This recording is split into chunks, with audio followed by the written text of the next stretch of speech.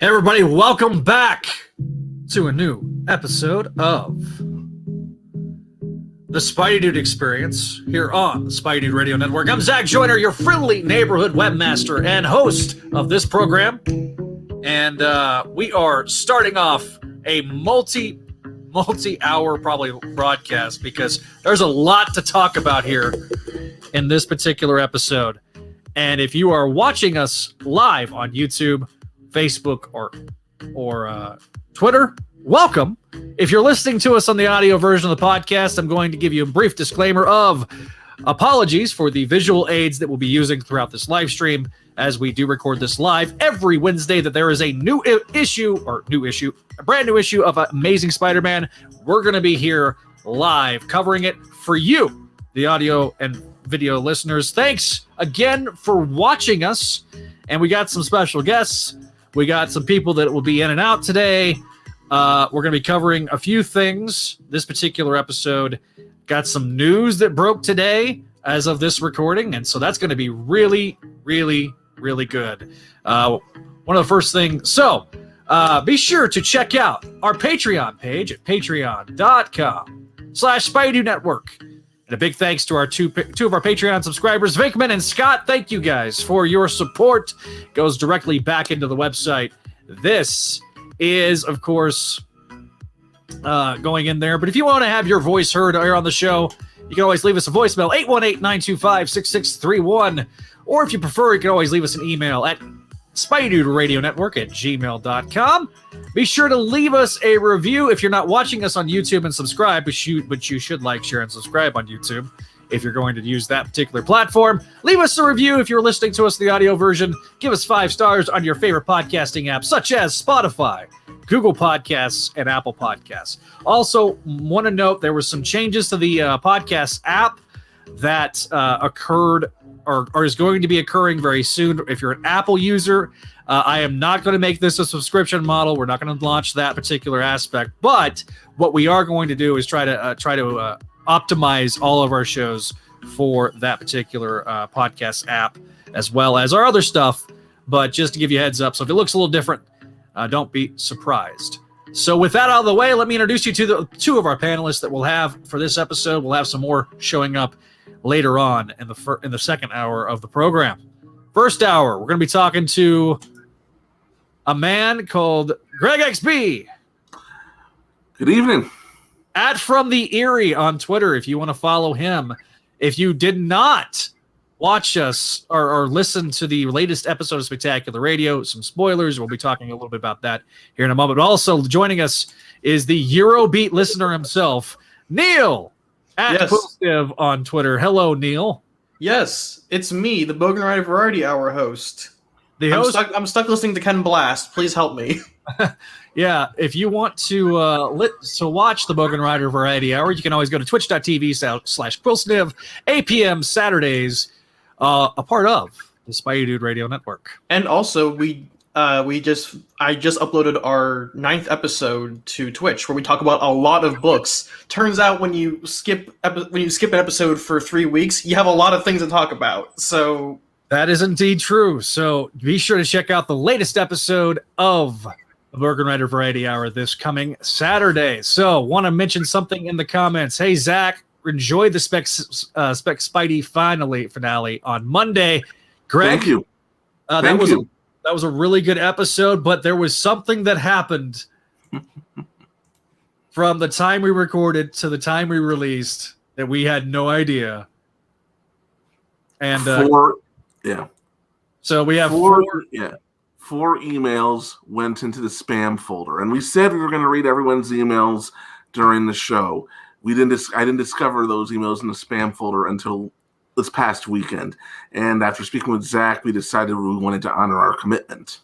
So we're going to honor our commitment this particular aspect. That's what this first hour is all about. We are going to talk probably about the big breaking news, not only this hour, but the beginning of next hour as well. We'll talk a little bit about it with Greg, because it does kind of relate, and we're going to talk about it. But so I'm going to read the emails first. These particular emails. So momentarily trying to get everything pulled up because, reasons. Okay, so we had 4 emails. One was from Keith. We'll do that one first because that's obviously going to be the one where, yeah.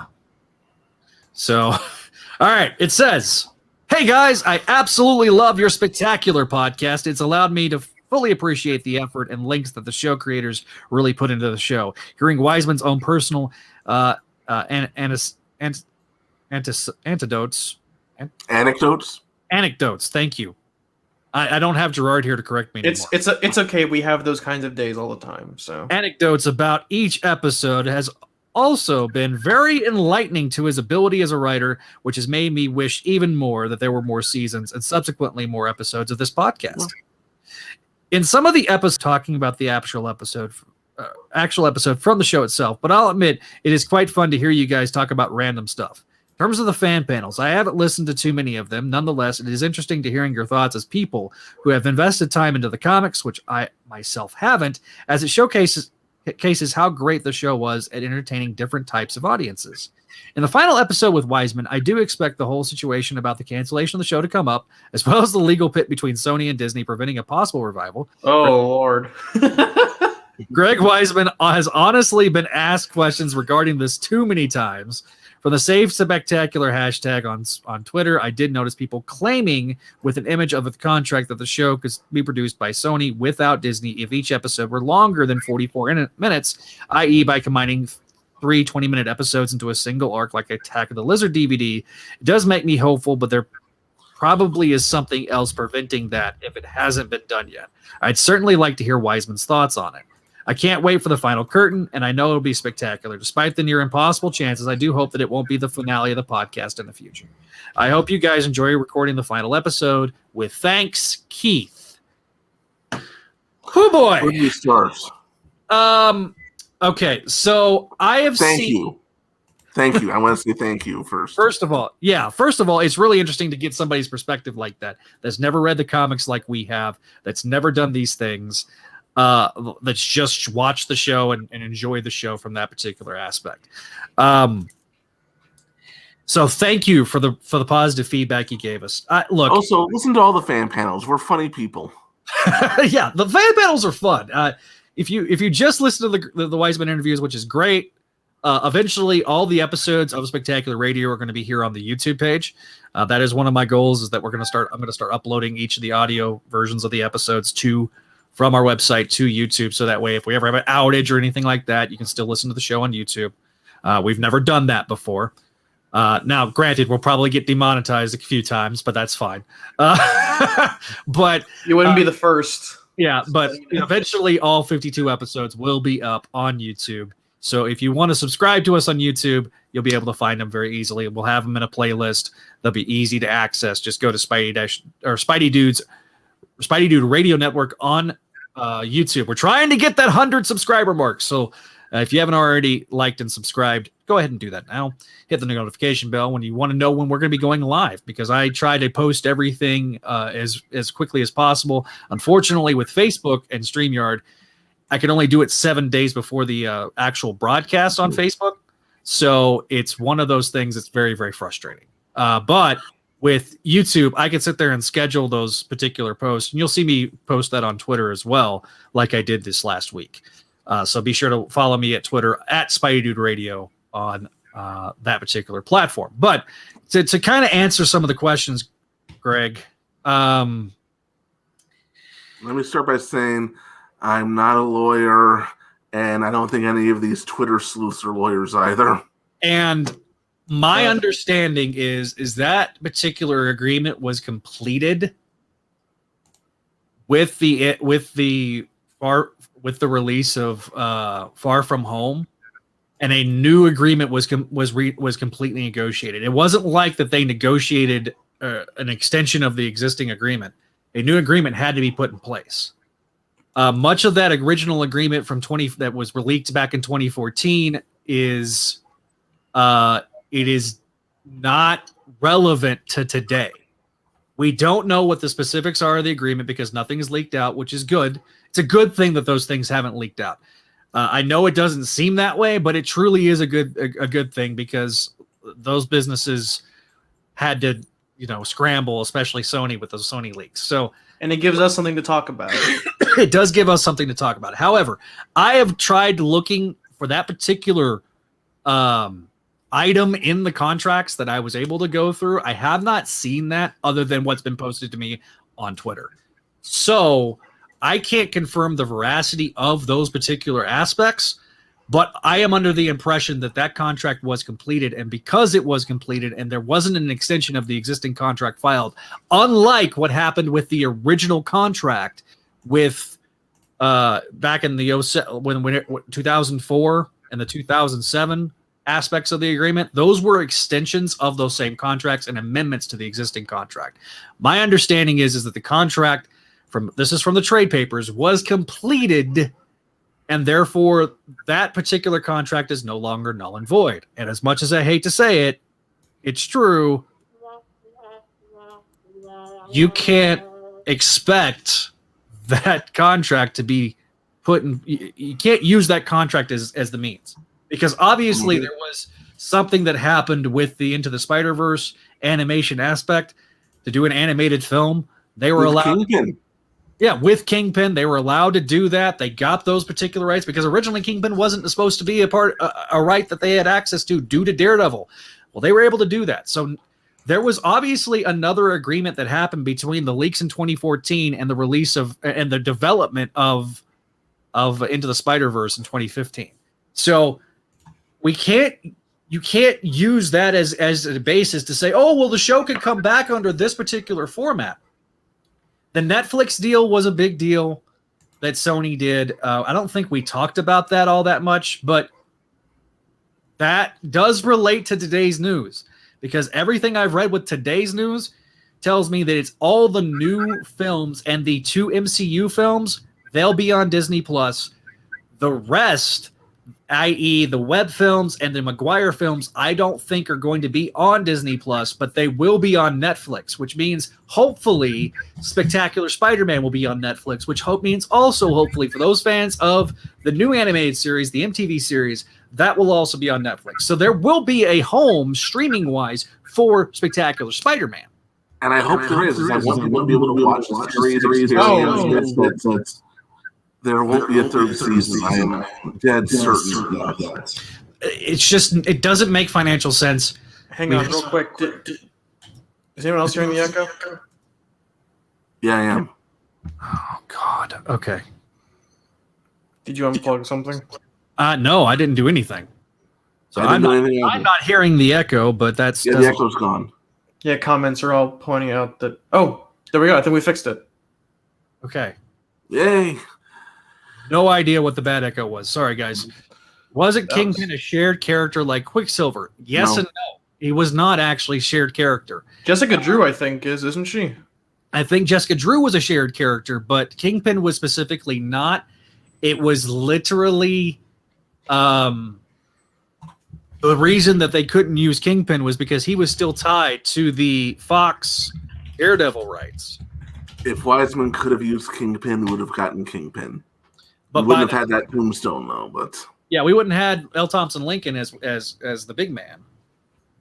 I'm so sorry, guys. I don't know what happened. That was weird.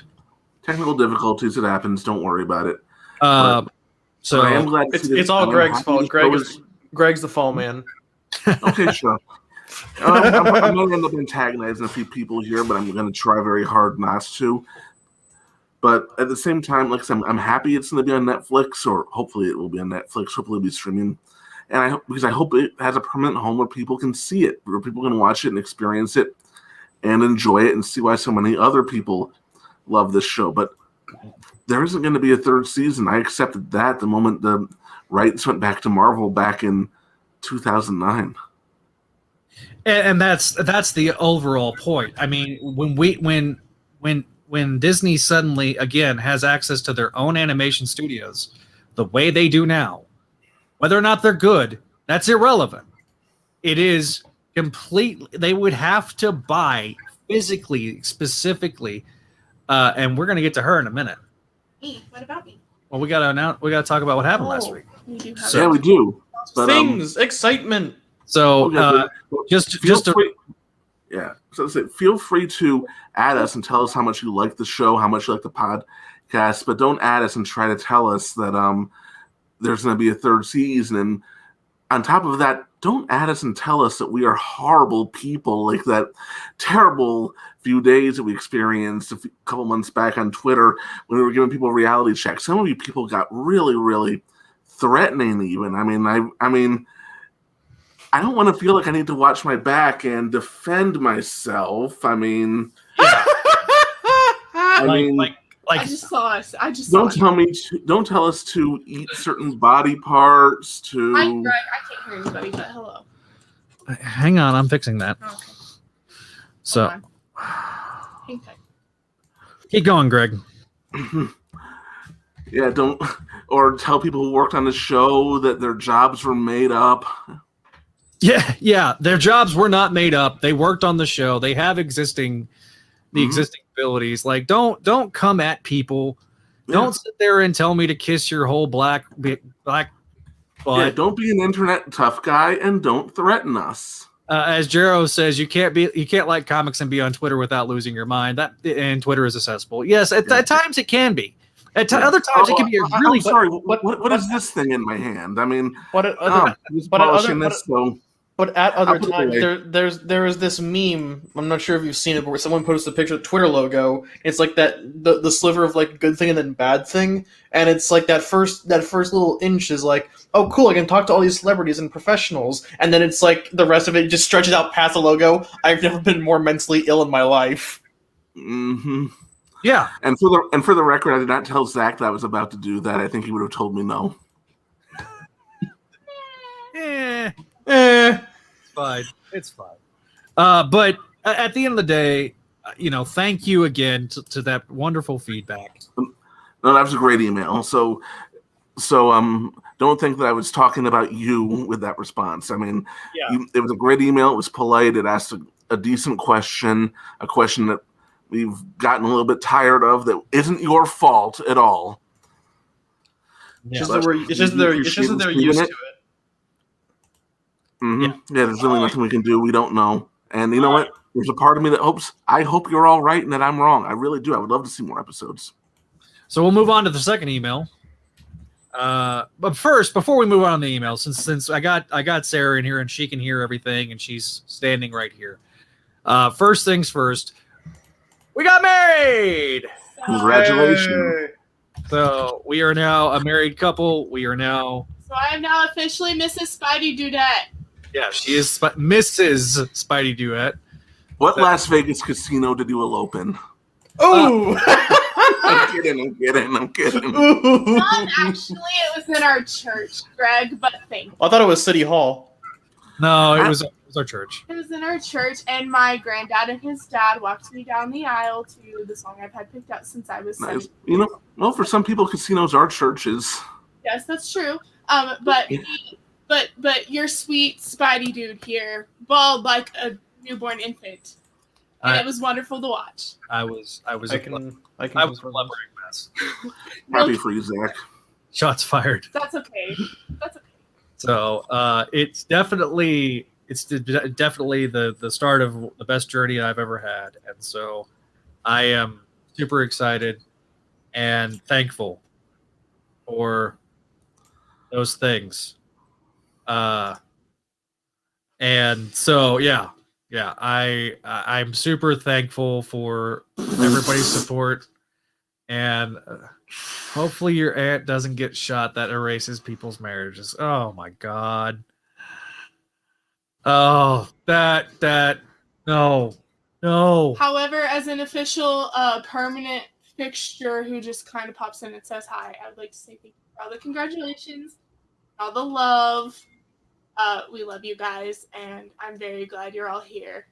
So, thanks for allowing him to keep me. I think he's pretty okay, and I think so are the rest of you. Yeah. All right, on that note, I'm going to bounce out because I have work tomorrow, so y'all have a great show. Have a good night, and congratulations. Thank you. Bye. Oh, wait, she can't hear me. Oh, well. Yeah, I just unplugged her, so. Okay, good night. All right. So back to the rest of the show. So yay, we got that out of the way. All right, not that we wanted to get it out of the way. I just wanted to. She was in here. We were going to kill two birds with one stone. Yeah, I've been that dagger joke I've been plotting all day. I was almost going to go with the switchblade, but I figured that's illegal in New York State, so maybe I shouldn't brandish that. Yeah, that's probably a good idea. Anyway. I'm kidding. That's a joke. Maybe, kind of. I spent a lot of time in Florida where things are legal. All right, so. Florida man. Next email says, "Hi, Greg, Zach, and Gerard." Of course, Gerard's not here. I hope you are both well. I remember watching Spidey on March 8th, 2008, and loving it ever since. As a result, I've greatly enjoyed your podcast. Hearing your varying opinions on the episodes is always a pleasure. I had a couple questions for all of you, some of them pertaining to Storm and Norman Osborn. Other than the theme song, what was your favorite musical cue or piece of the show?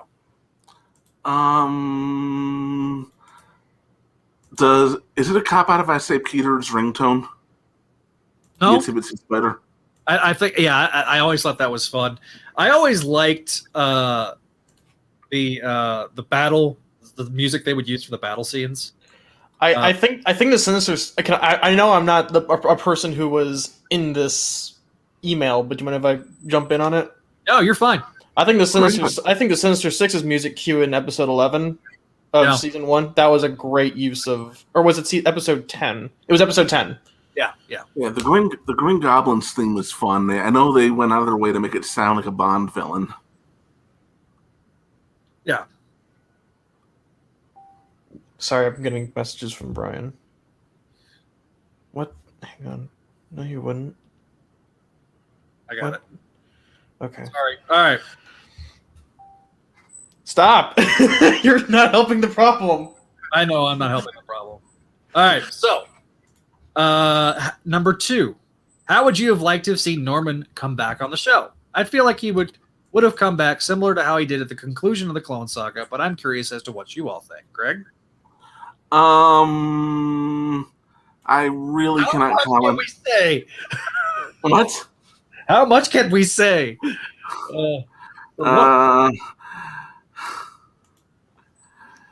Don't apologize. Maybe I'm going to say something. There's an off chance that at one point, by someone who worked on the show, who may have been the story editor and producer, I may have been told something years and years ago. I might know something, and he might have asked me not to say it, and he might have decided not to say it on the podcast because he has this thing against broadcasting ideas now without seeing the execution of. So the short answer is I have a pretty good idea when and how Norman was going to come back, but if he didn't want to say it, I'm not going to say it. Yeah, it would have happened. All I'll say is it would have happened in a later season. That there was a plan, clearly, if you watch the end of the show, that there was always a plan to bring back Norman. So, Yes. And it would have been something that was similar to returns that he did in the comics. Maybe not specifically what you asked in the question, but Okay. But it would have been inspired by something in the comics. That's all I'm going to say, because clearly a lot of comics, so it may not be what you think it is. Yeah, yeah, exactly. It would the return would have been surprising. I'm stealing your child. No. Yes. In season 3, 4, or 5, whichever season. Somehow they're having a kid at 17. Woo-wee. And that is as much as we're going to say on that. So yes, we kind of. I didn't feel comfortable saying that even. Yeah, I know, but I figure that was a vague enough answer that didn't violate plausible deniability. Didn't violate the spirit of the specifics. Is that okay, Greg? Is that okay? Yeah, sure. Okay. But anyway, I mean, let's put it this way. Greg would have never set anything up if there wasn't a plan for a future. You know what I mean? There wouldn't have been that open ending, Besides, you heard Greg all but confirm in our last interview that if Norman did actually die for real, it would have likely been the iconic death. Yeah. And it would have stuck. Yeah. It would have stuck right in the chest. So go back, listen to episode 51 of Spectacular Spider. I'm trying to figure out like how would they have gotten away with that. Like I know that you can like cut away from like Star Wars, the Clone Wars did it all the time with like people getting stabbed, but like if maybe it would have been a direct-to-DVD movie. Wow. Yeah, because there was always a plan after the 5 seasons. So Jero, we don't talk about that. We don't talk about that, Jero. I'm not going to even bring it up. All right. Number 3, do you think by the end of Final Curtain that Norman knew that Peter was Spider-Man? Wiseman has said Norman's mentorship with Peter was going to have future implications if the show went on, which makes me think that somehow ties into it. The answer to that question, Greg, is no.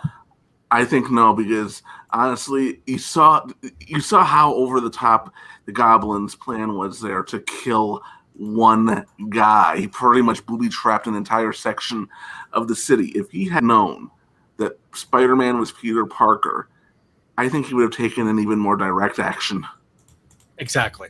He would have gone to Aunt May to finish the prayer. Yeah. Finish it! No! Those eyes, those horrible yellow eyes.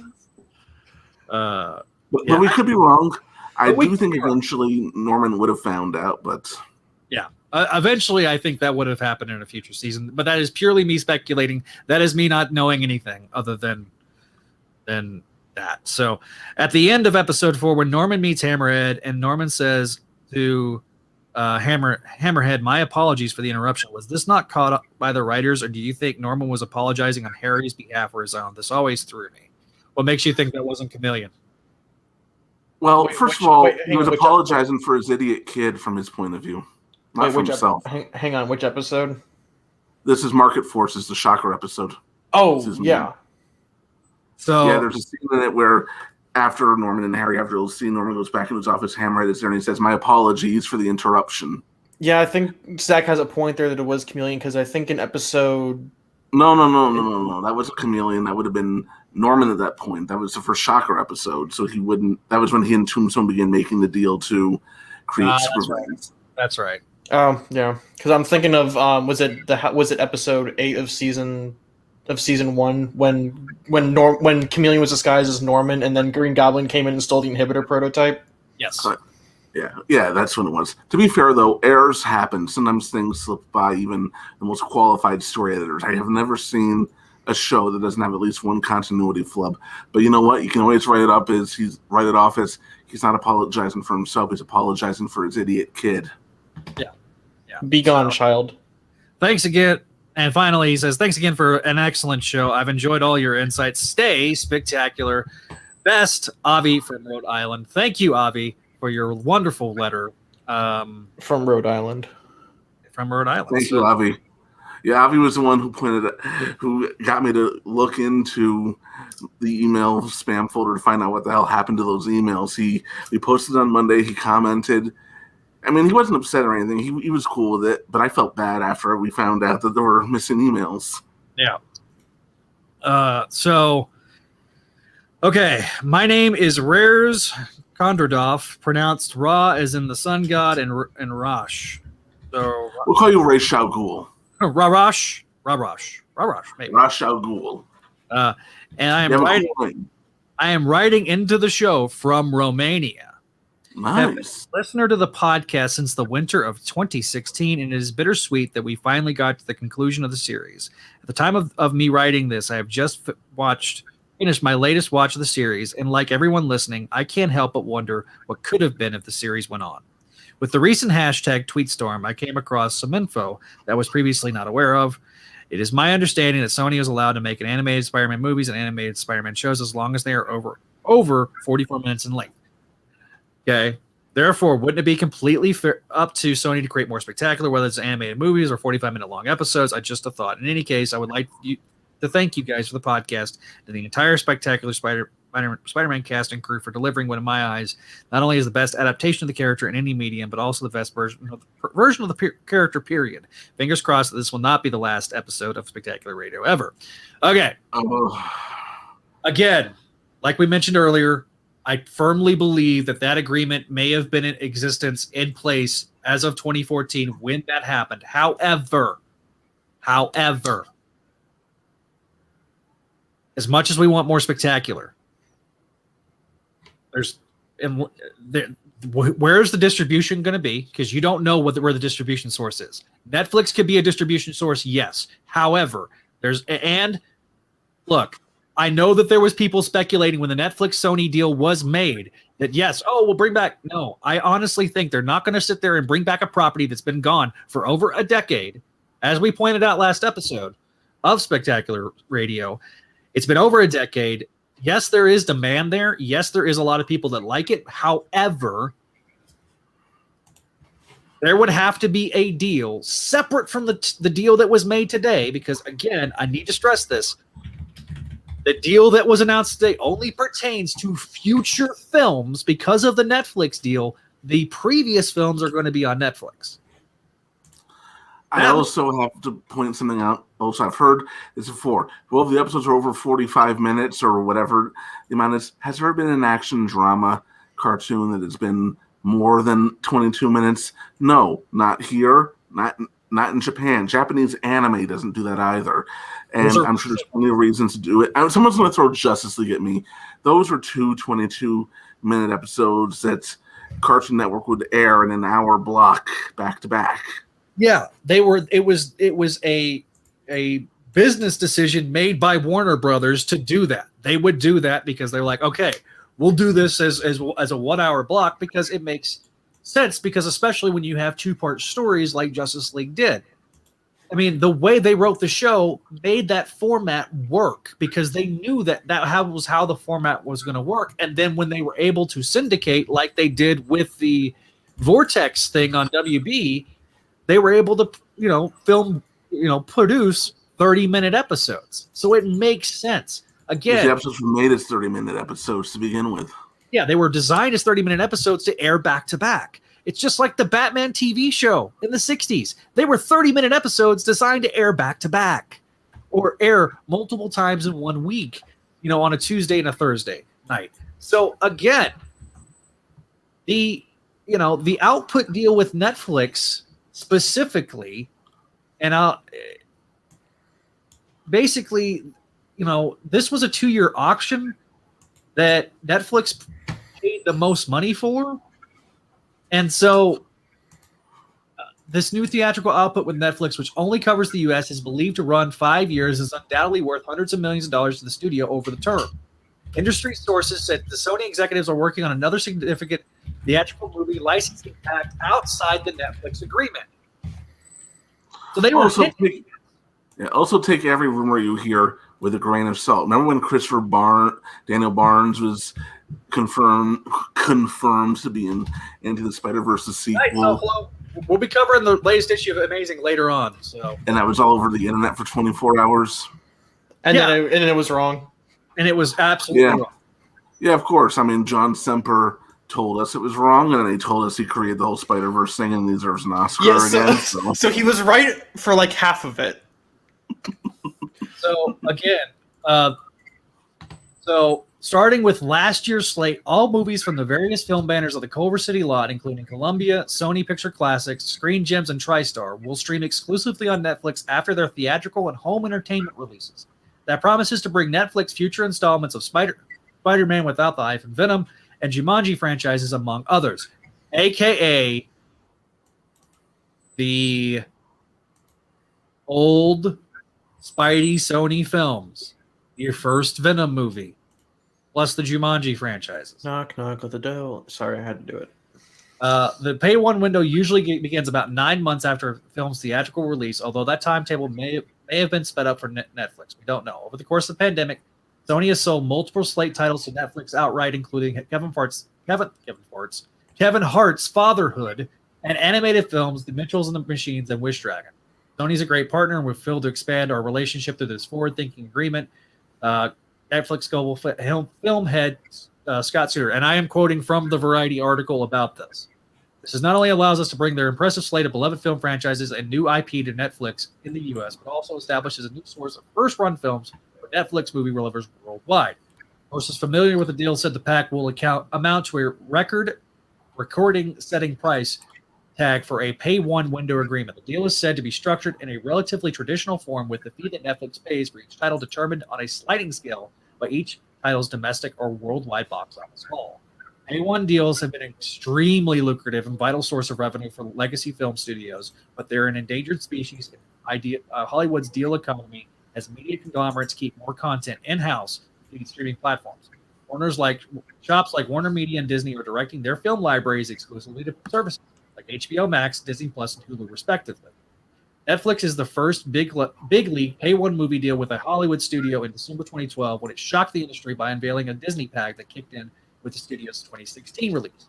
That deal was an estimated $300 million with over an unusually short 3-year term, which indicated a certain caution on Disney's part. That hedge was precedent because Disney wound up negotiating it early into the agreement in 2017 after the studio announced plans to launch the streamer that would become Disney Plus, now a growing global dynamo. The sign of the current sensitivities around theatrical windowing of Hollywood studios' commitment to the exhibition window, Sony's announcement made a point of noting that the direct-to-streaming movies produced for Netflix and other streamers will be additive to Sony's full theatrical slate, which will continue at its current volume. That's massively important for the future of movie theaters. Excuse me, I just sneezed. So the new arrangement will help answering a lingering question about where Sony Pictures Entertainment fits with the transform marketplace. This is huge. These two packs are huge. Again, we will definitely see these things on the old shows on Netflix. So, Matt, the answer to that question is I think at one point they were shared. However, once the movie came out, I think they had to ask Fox for permission to do so. Or Marvel Fox. Also, read Variety for articles like this. Don't read clickbait websites like comicbook.com. We got this covered. Cosmic Book News. I would really like to go to those websites and cut a bitch. The next time I see someone cite Cosmic Book News, I will literally scream. Again, we have made this commitment live on air before, but when we're reporting things for the Spideydude.com, Spideydude Radio Network, we are going to be using Variety as a source. If we use those other sites as source, it'll be purely rumor, and I'm going to have to look at the original source material before we post anything that is constituting rumors. One of the things I learned in my film production course, and that's the business end of this stuff. Variety is your best source. Don't read other things, and Entertainment Weekly is a rag, and that was before these clickbait sites existed. And I don't mind using Entertainment Weekly because they have tried to develop over the last 10 to 15 years. But they're also more about entertainment than information. Yeah, they'll give you some juicy details about properties that have been announced, but they're not going to sit there and they'll report on things that have been announced, but they're usually not the first source. I trust Variety. There's some others that are we have in a borderline. We kind of have our spheres. That is true. However, we're going to try to use sources like Variety because they are reputable. So, we're always going to be as honest with you guys as we can possibly be. I mean, we're not one of those sites or podcasts that just likes to post whatever. So, and for those of you who we may get it wrong, but if we do, we'll retract and apologize. Absolutely. So, and those of you who do make stuff up, we know who you are. All right. Got one more email. Why did I sound like I was threatening someone with that? Well, he just pulled a knife on air, so it's fine. So, all right. So Frank sends us this email. Hi there. Wanted to congratulate you on the work that you've done on Spectacular Radio. I love hearing all the behind the scenes that went on when the show was on the air. One of the things that I thought was an interesting tidbit of the show was that every character had a name that was from a Spider-Man related comic. We've had extremely minor characters from the main books like Josh Kittling, Eddie's roommate, characters from supporting books like the Scarlet Spider FBI agents Wade and Briggs, to even characters from an alternate universes like Spider-Man Reigns, Mayor Waters. Who would you say is the most surprising character you have seen or heard was in the show? Thanks for keeping the show alive after all these years. I think we're going to go back to our go-tos for this, Agent Wade and Agent Briggs. Listen.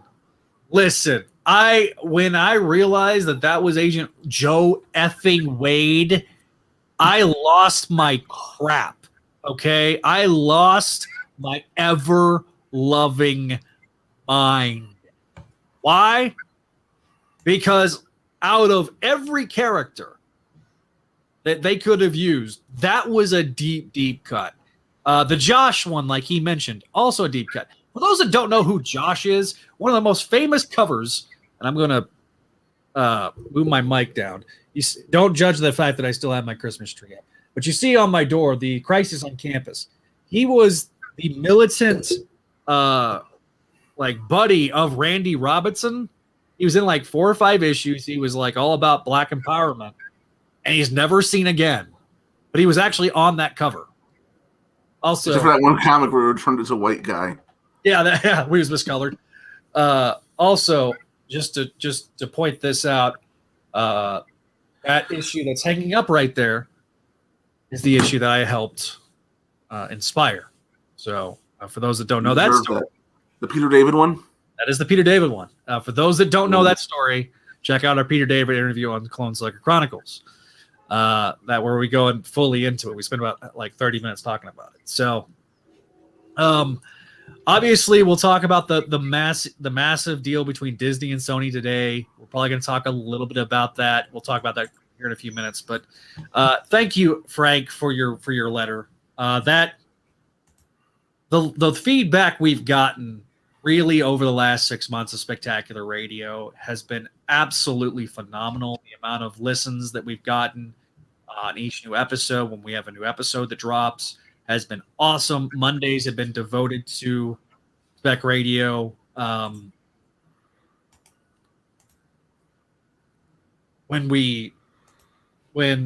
I'm not going to get into the specifics, but when Mayday Mondays became no more, I felt like putting Spectacular Radio in that spot was a good thing.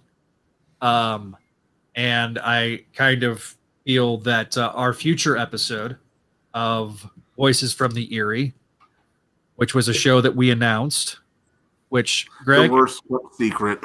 It was the worst kept secret, but I'm going to play the Voices trailer live here on Spideydude right quick.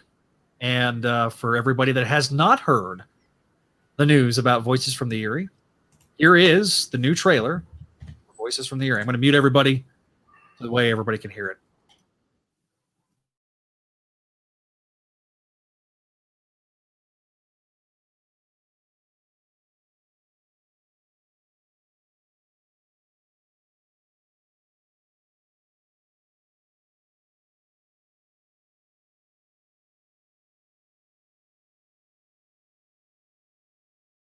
Zach, it's not playing.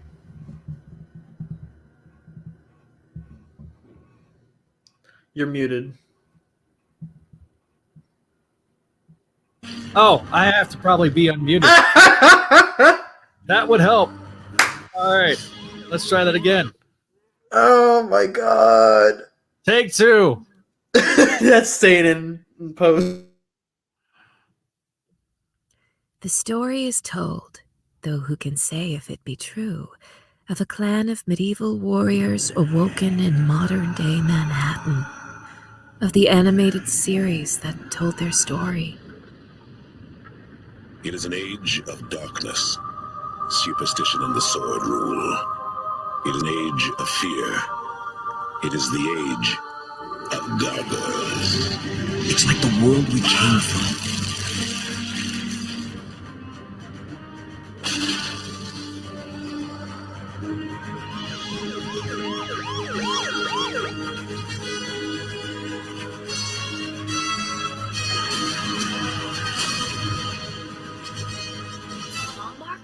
What could be strong enough to leave claw marks in solid stone? Quite an island, this Manhattan.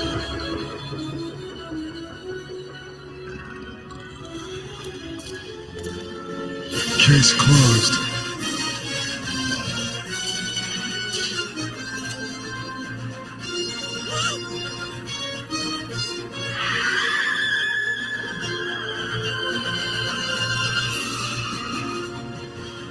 As real as I am. If the stories be true, All things are true. Defenders of the night, stopping evil stone cold. A good detective trusts no one. That's one thing we have in common. Everything's going according to plan. Then their descendants shall pay. I will have blood for blood.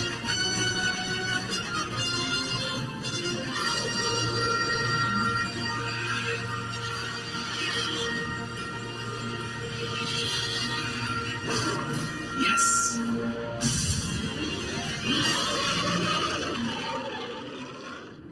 Welcome to Voices from the Eyrie, a Gargoyles podcast. And that, of course, is the trailer for the Voices from the Eyrie show. Congratulations to Greg and your new show. So we'll spend a few minutes talking about it a little bit. Well, first I have to say, I heard some crazy person talk about having blood for blood, and wait, she's standing right behind me, isn't she? She is standing right behind you. For those that are listening to us on the audio version of this show, Demona is in the background of Greg's shot. He's also wearing a Gargoyles t-shirt. Yeah, that Demona poster is very special to me. It was quite literally the last page of issue 9 of the SLG comic book. My friend Robbie was the colorist, so he had the original DPI files. He was able to blow it up into a poster for me, a movie-sized poster, and then I had it signed by Greg Weisman. I had it signed by Greg Guler. Greg Guler originally designed the character. Frank Parr, who was Greg's co-producer on the show, who finalized the design of the character, and Marina Sirtis, who voiced the character. So that's insanely cool. Matt Auger says, I've got all 65 episodes of DVD to watch along when that podcast starts, because there were only 65 to the episodes to that show. Right, Greg? Well, there were about 18 comics from SLG. We'll be talking about those also. And actually, there have been a couple of Goliath Chronicles conversations. We'll see what happens when we get there. I don't consider them canon, but that doesn't mean the podcast is going to ignore them. Maybe it'll be time to take a look at them and maybe even reach out and find out a little bit about what the working environment on those was like, if we can get in touch with the right people. So this is intending to be what Spectacular Radio was with Spectacular Spider-Man. This is going to be a show that's devoted to chronicling, no pun intended, story of Gargoyles from the perspective of guys like Greg, who are massive fans, part of the fan base. You'll learn about the fandom. You're going to learn about the show, learn about the development of the show and how everything went. So the pilot episode will be coming out later this year. My plan there is I actually reached out to Greg today to begin scheduling that we're going to not jump into the first episode in the 5-part pilot right away, because the development and creation of the show is a story in and of itself. So we're going to do that. And he and I he presented a list of names of people who were involved in the early development days that we could reach out to. And it's almost like a kid in a candy store. You can't flood it with too many people, but we'll see what happens, who we bring on, and also who's interested in talking to us. And yeah.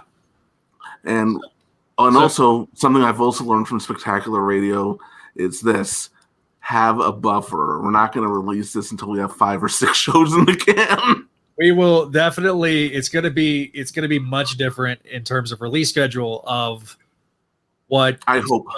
The goal, the stated goal, is we want to have this a little more consistent.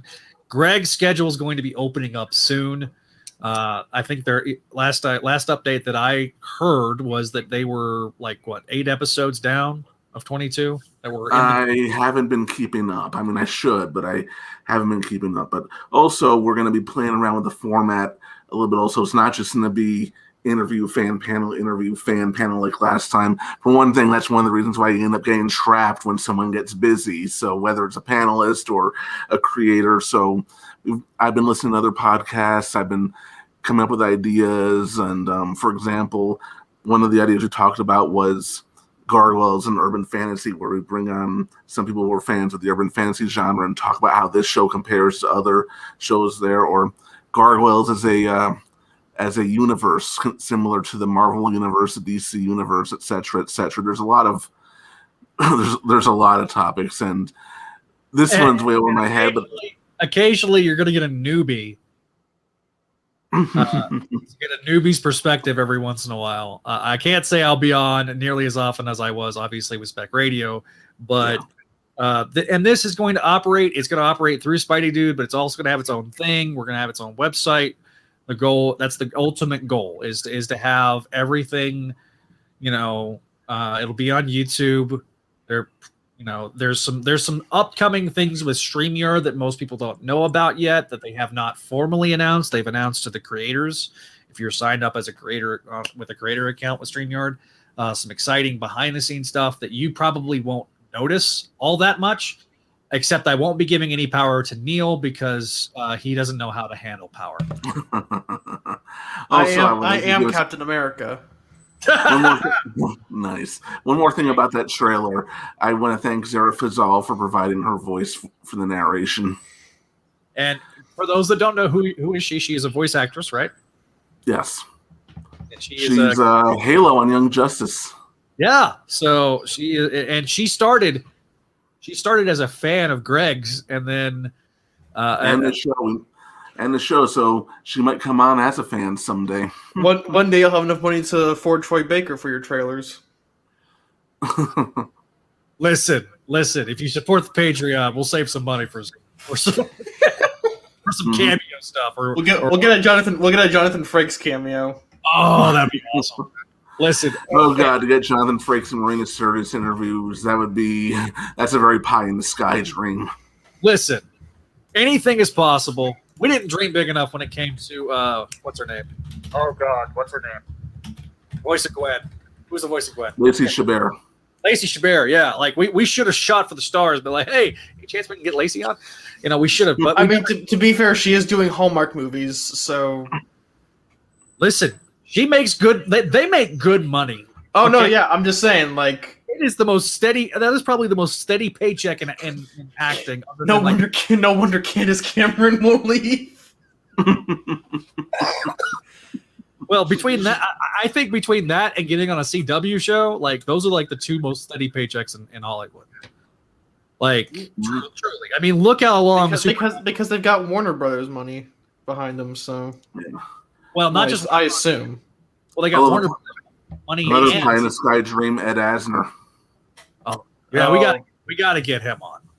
And I will try. That's a long shot because, for one thing, also he's very old, and I'm afraid he's not going to be with us for too much longer. But I know. But if we could get him on for like 5 minutes, and then have him do like a Jonah for like 30 seconds, a conversation between Hudson and Jonah, that would be hilarious. I will play it on the show.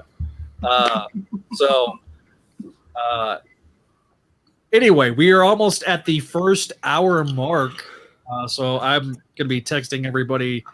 So later on this episode, we're going to have not only Neil, Greg, you're welcome to stay. I'm not kicking you out.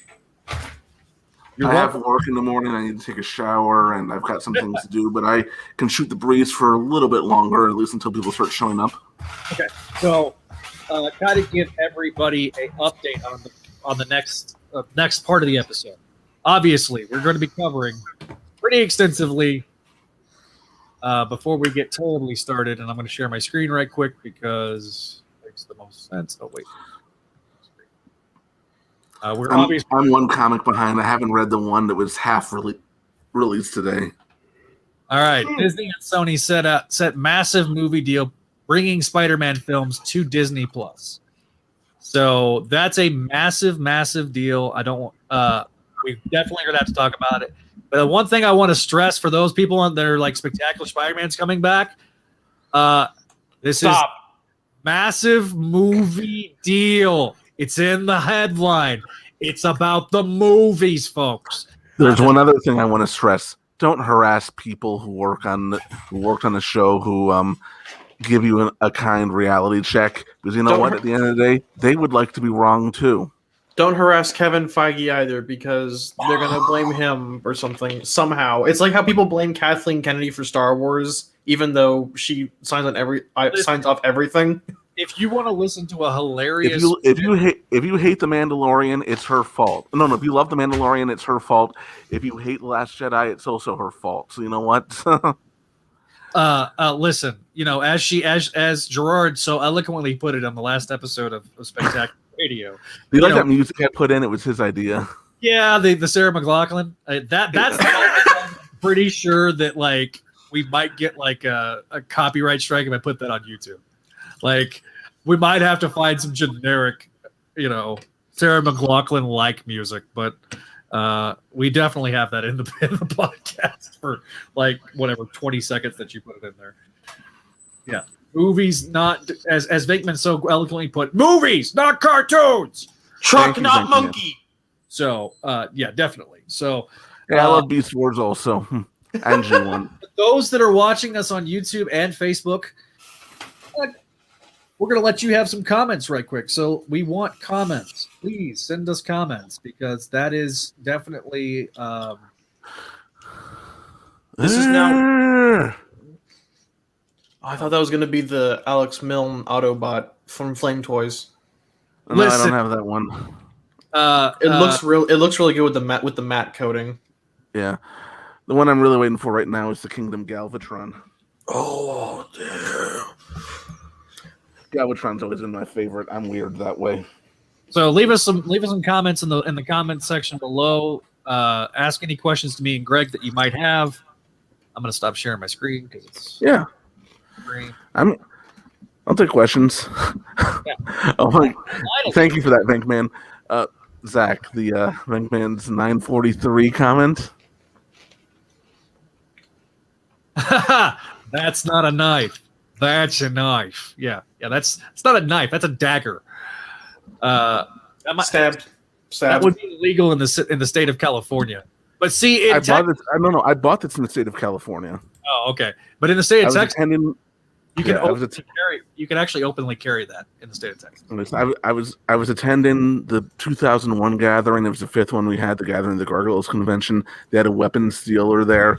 I bought this. And I remember Monday morning before my flight, I had to scramble to find a airport to mail this. No, not an airport. A post office to mail this home because I knew there was no. This is a few months before 9/11, but I knew even then there was no way I would be able to take this on the plane. Yeah. So I am going to show off something that I got as a wedding gift because I am very proud of it. It is a beautiful, beautiful, beautiful guitar. Oh, I got to see this.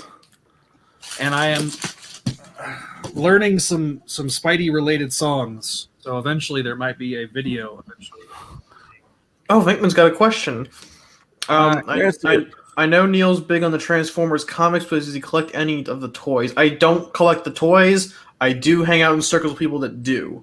I've contemplated getting like Flame Toys models, but they're not necessarily out of my price range, but they always come out at a really bad time financially for me. Yeah. Like there was what was it? The Flame Toys Tarn model. That looked amazing. It was $400 though, and I can't skirt $400 right now. So, I graduate. I've mentioned it before in other streams, but I'm graduating in 3 weeks. So nice, time to start the job hunt. Make some money. And the people who are in the Discord in our action figure section know that I've got the HasLab Unicron. Yeah, join our Discord if you haven't already joined it. The link is at the front page of Spideydude.com. But this is my new pride and joy. I thought I was your pride and joy. Have I been replaced by a guitar? Yes, you have. This is a Gibson Les Paul. The lighting is not great right now, but this is a sunburst. That's beautiful. Finish it's more of a matte finish. Not as much of a glossy finish as my other one, but this was one of my wedding gifts, and so I am very proud of this beautiful Gibson Les Paul. So there will be some videos of me playing this sooner rather than later. Can you play Wonderwall on it? Not right now. I'm not confident No enough. Stairway denied. Can you play Stairway to Heaven or you play Free Budge for me, okay? Can you play Jesus Take the Wheel? Please tell me someone picked up on that quote. But yes, it is definitely. I'm not going to play anything right now, but things like Last Dance with Mary Jane or Greg, what's your collecting history with Spider-Man? What's some of your favorite runs? I think I went into this on Spectacular Radio, but I don't mind saying it again. My very first Spider-Man comic, and you know what? This was a treat, I think, was a reprinting, which I don't have anymore. I wish I still had it, of both in one collective volume of Amazing Spider-Man 39 and 40, the first John Romita. I think that was a great place to be introduced to Spider-Man. Yeah. And then I pretty much learned to read on that, and I learned to read on the comics at the time the Roger Stern run was out, and I was picking up Tom DeFalco, and I pretty much collected nonstop until the Mackie Byrne reboot, where I dropped out, and then I came back in around the time of Paul Jenkins with that origin of the Green Goblin story that he did with Roger Stern. Then I stayed on for the JMS run, and everything. Then I ended up being. I wouldn't say I completely dropped it, but I read the book on and off, emphasis on the on and off, throughout the decade of Slott, and now I'm reading and loving Nick Spencer's run. And then I went back and I've read almost everything. I mean, I've got all the omnibuses over there of the entire Stan Lee run. Yeah. Which I think I posted a photograph of that on Instagram at some point. Yeah, and again, join our Discord. We have a fun little community. Who are your favorite writers and artists, Greg? Artists, Bagley, both Romitas. Sal, when he has a good inker. When Sal has a bad inker, it looks terrible. Ron Friends, I've got to say, also. Yeah, those are the easiest ones to go to. I mean, I have a really high appreciation for Ditko. I know he's not everyone's cup of tea, but he co-created all of it. You've got to give it to him. He's got to be on any list. Who else am I missing? Those are the big ones. But I like Luke Ross quite a bit. I think he's underrated. I thought his stuff was better during the era between the Clone Saga and the reboot. Yeah, which we will cover on Forgotten Era, but there's some ducks that I want to line up before I do anything else on that. So more on that soon. Adam coming tonight? Do we know? And well, I'm not a big fan of Larson. I loved the way Larson drew Black Cat. That grin he would give her. Oh yeah. Black Cat was always a blast. Although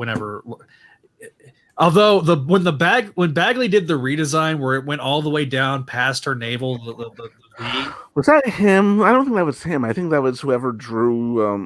It was the adjectiveless title. That was part 4 of Maximum. No, wait, no, that was him. Never mind. Revenge of the Spider Slayers. Yeah, that's what I'm thinking. It was the 90s.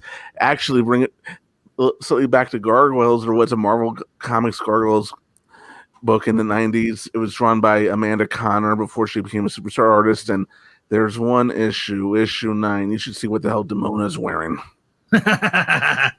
I mean, if you think that's skimpy, she was wearing a leopard print Vampirella outfit. Oh, okay. Okay. It just ends like that. Okay. Yeah, that's even Adam. That's a Adam, join the call. Speaking of, he's frozen.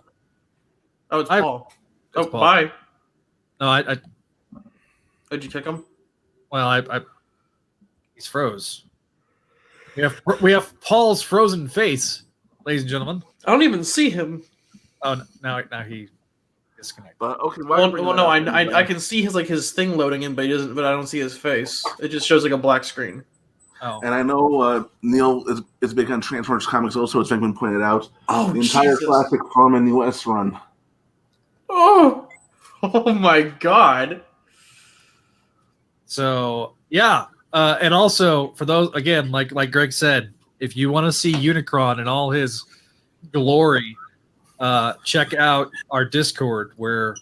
he shrinks in photographs. I swear those pictures don't do it justice. This thing is massive. I'm actually working on trying to get a bot set up that will alert us whenever we go live, like any of our channels. So Right. we'll put. I guess we can figure out how to integrate Greg's if he's not doing it on Spideydude. We can integrate it into.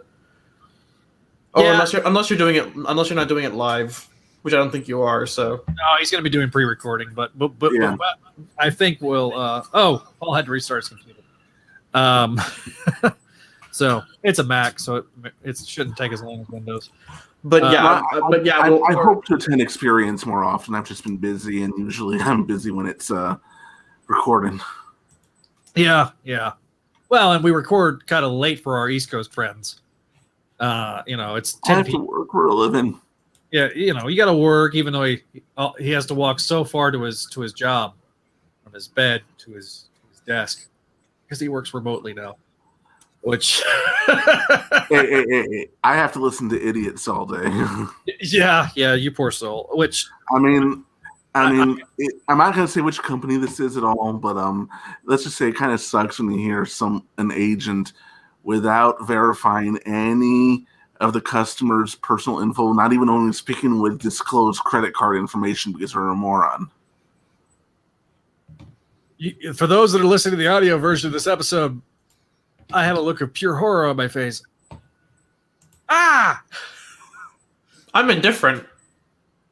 Also, I want to also point out, ladies and gentlemen, for those that have not ordered Volume 3 of Spider-Girl, the complete collection, it is out. It came out yesterday. So, hey, 420 on 420. 420. That's what Mayday is all about.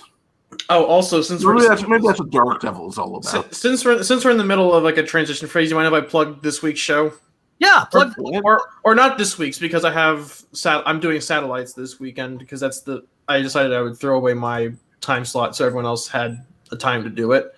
Next Saturday we will be doing the Boomerang Rider Variety Hour, and we will be talking about Falcon Winter Soldier, a complete retrospective of the miniseries. I'm really enjoying the show. I've been loving it so far. But I'll probably try and get some guest stars on. And as a bonus, a character who began as a Nazi should not be that likable. But I love Zemo on that show. I really do. As supplementary material per Venkman's suggestion, we'll be talking about the story that began U.S. Agent in The Captain, which I believe was Captain America number 300 to 350 something. Yes, it's 325, I think. 325. Okay. Yeah, I think it's all. Which is the great thing is it's all available on Marvel Unlimited. You can be able to read there. Yeah, it's 332 to 350. That's right. Okay. Yeah.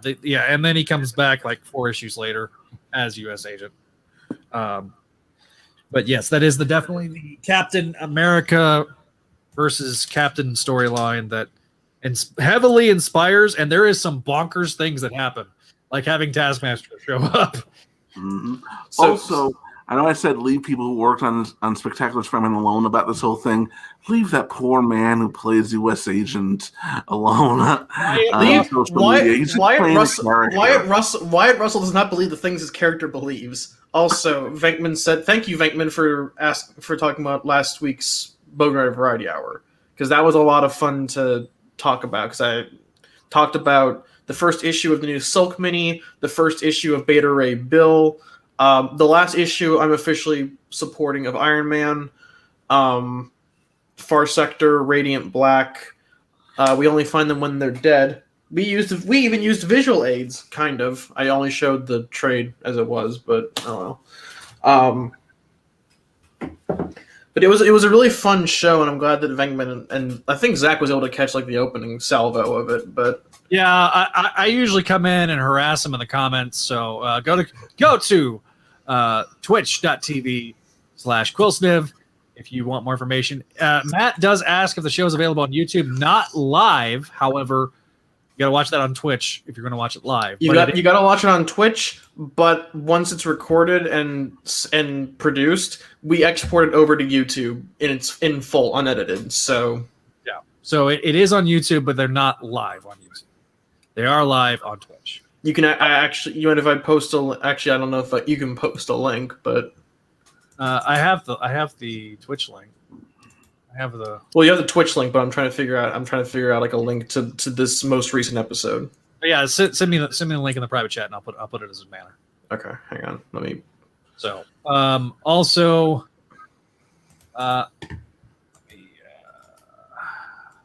reminder to everybody, we are going to be wrapping up on Make Mine Mayday next episode, Eastern Time here on the channel, covering Spider-Girl 32 or 28 to 32. So we're wrapping up Volume 2 of the. And Volume 3 is out now, so you can read along. Yeah. So there's that. I got it, Neil. Oh no, I'm putting a timestamp in there because part of it I forgot to turn on my mic for part of it. So like for the first, it's like the first 3 minutes, it's just me talking to myself. So I am posting the YouTube link up on there. So yes, Make My Maydays Fridays 7 p.m. Eastern. This next episode will be covering again Spider-Girl 28 through 32, aka Volume. I think almost all of Volume 6. Too Many Spiders. If you're covering in the digests. But it also is everything else in Volume 2. So we got Paul Herman. I'm not officially on yet. My computer is still rebooting. I'm using my phone right now. I don't have any earbuds or anything. So I'm hoping this thing will eventually load. So did you have a Mac update? I must have, because my mic wasn't working or anything. So I'm like, what is going on? I turned off my computer and it's like been loading for like 10 minutes now. So I'm like, awesome. So Skip. Anyway. Oh, you shaved! Whoa! He shaved the mutton chops, man. I'm a little. You're not Wolverine anymore. He looks. You're looking fresh, buddy. No, he still kind of got them. He's got sideburns. He's got good. I always have sideburns, homie. Mattingly, I thought I told you to trim those sideburns. Go home. You're off the team for good. All right, the Comic Binge. Speaking of Comic Binge YouTube channel at Herman22 on Twitter, you can always find that where our good friend Paul Herman is here on the Spideydude Network. All right, Binkman says, "Hey Paul." So who says what? What happened? Binkman says, "Hey Paul." Oh, Bankman is very sweet. He sent me a present in the mail yesterday. So I know. What did he say? I thought it was that Diet Coke. It's like you get. I'll be honest. I'd be happy with that too. So I like wild cherry Pepsi. That's the only Pepsi. Like, okay, that's the only Pepsi, like actual Pepsi, that I'll drink. Same. Well. I hate Pepsi Cola is God's Coke. tier. I love regular Coke. I hate regular Pepsi, but I love cherry Pepsi. And although as a conservative, I've been told if I'm white, I shouldn't drink Coke anymore. I'm sorry. Isn't he still serving it at Mar-a-Lago? I saw a photograph of that just yesterday. I'm kidding. Who? You know who? Zach smacks his desk. No, I smacked my phone. We talked about him during the last episode of Spectacular Radio. He knows all the best bottom Korean animators. Oh yeah. So yeah, that was that guy. We had some Trump jokes that we made. Hang on, I'm gonna do my Bernie impression. Listen here. Listen. I'm just saying, my friend Joe likes Dr. Pepper, but I'm saying that Pepsi Cola is the best soft drink in the land. There's no better Pepsi product than Pepsi, okay? My friend Joe, he might like Dr. Pepper. That's fine. We're gonna give everybody for free Pepsi whenever we decide to do universal health care, because that's the last time they're going to get to drink Pepsi, because we're going to put Pepsi out of business. I mean, because I like Pepsi. Okay. No one's saying up for RC Cola. no one's stepping up for store brand unless it's HEB. Listen. Wait, doesn't the RC stand for Royal Cola? Where the heck is Adam? I'm trying to figure that out myself. I texted him in the chat. Like, because if so, does that mean Prince Philip just has a whole? All right, a whole Greg, pool full of it right now. Greg, you're the new guys worship as a god on a South Pacific island. Greg, you're the new Adam. Welcome aboard. Move, Okay, now, I'm move, Adam. now move to California. I used to live in California. We're not. Adam. Okay, he's not. I know Adam. Yeah, I can be the new Adam Spencer. Well, he's That never works. been. He's never really been a podcaster, so Well, speaking, he is a fan of the show, so yeah, he is. We love you, Adam.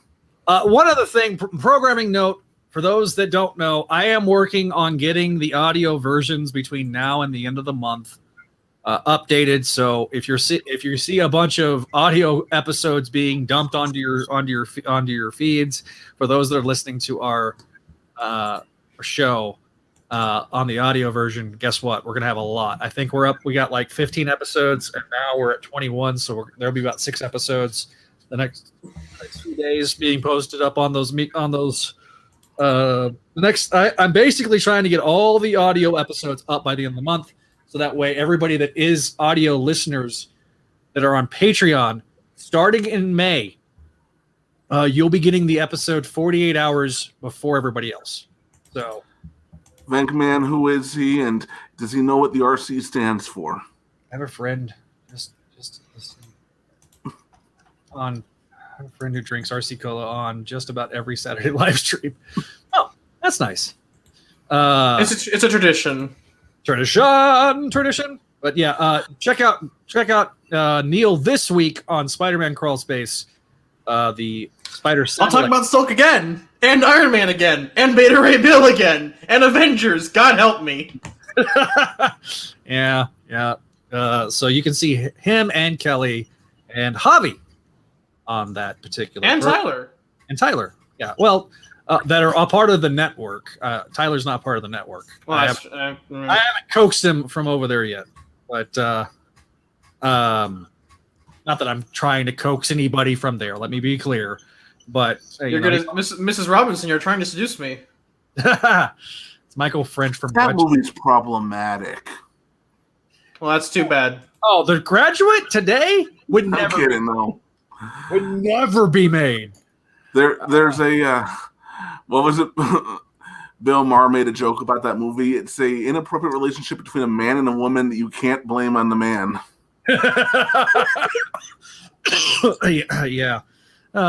Anyway. Yeah, Zach identified himself as a conservative. I'm a very liberal guy, but I'm not one of these easily offended people. So, as you can probably tell over the course of all the hours of podcasting we have done. Yes. And I don't get, I'm a very laid back conservative, trust me. Like I've learned. Yeah, he doesn't get offended by our jokes either. Sometimes I help participate. It's fine. You're the worst conservative in the history of conservatives. It's fine. But okay, Josh. Because we'd rather have a good time first and dogma second.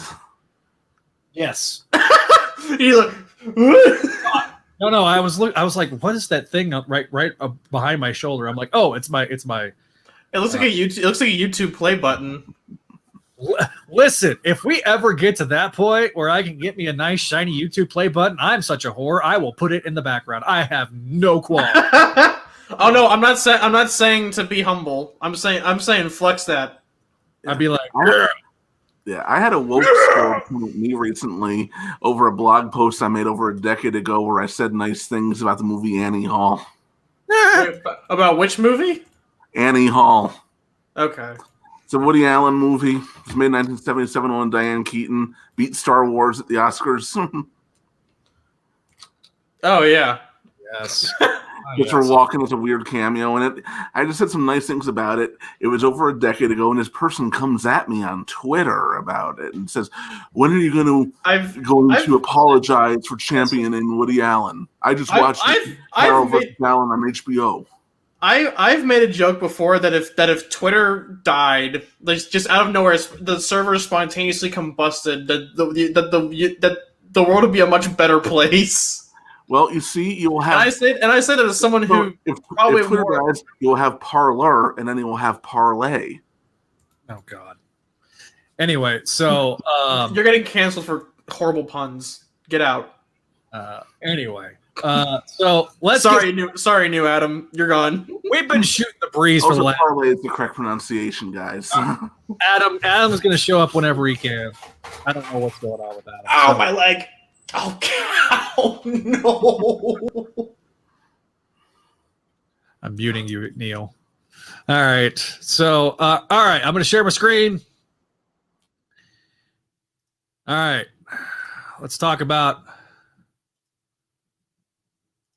the breaking news of today.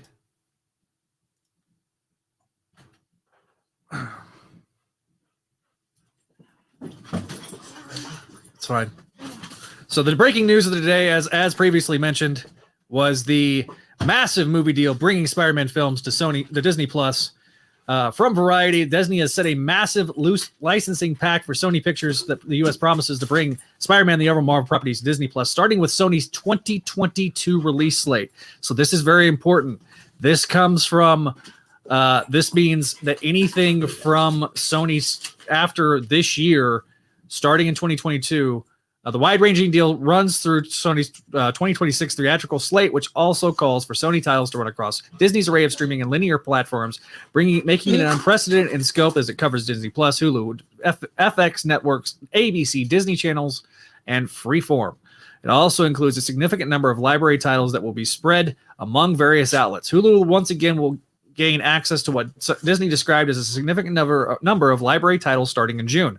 The agreement comes on the heels of Sony's output deal with Netflix for titles in the lucrative post-theatrical release pay one window. The Disney deal covers subsequent TV shows windows, meaning that the title...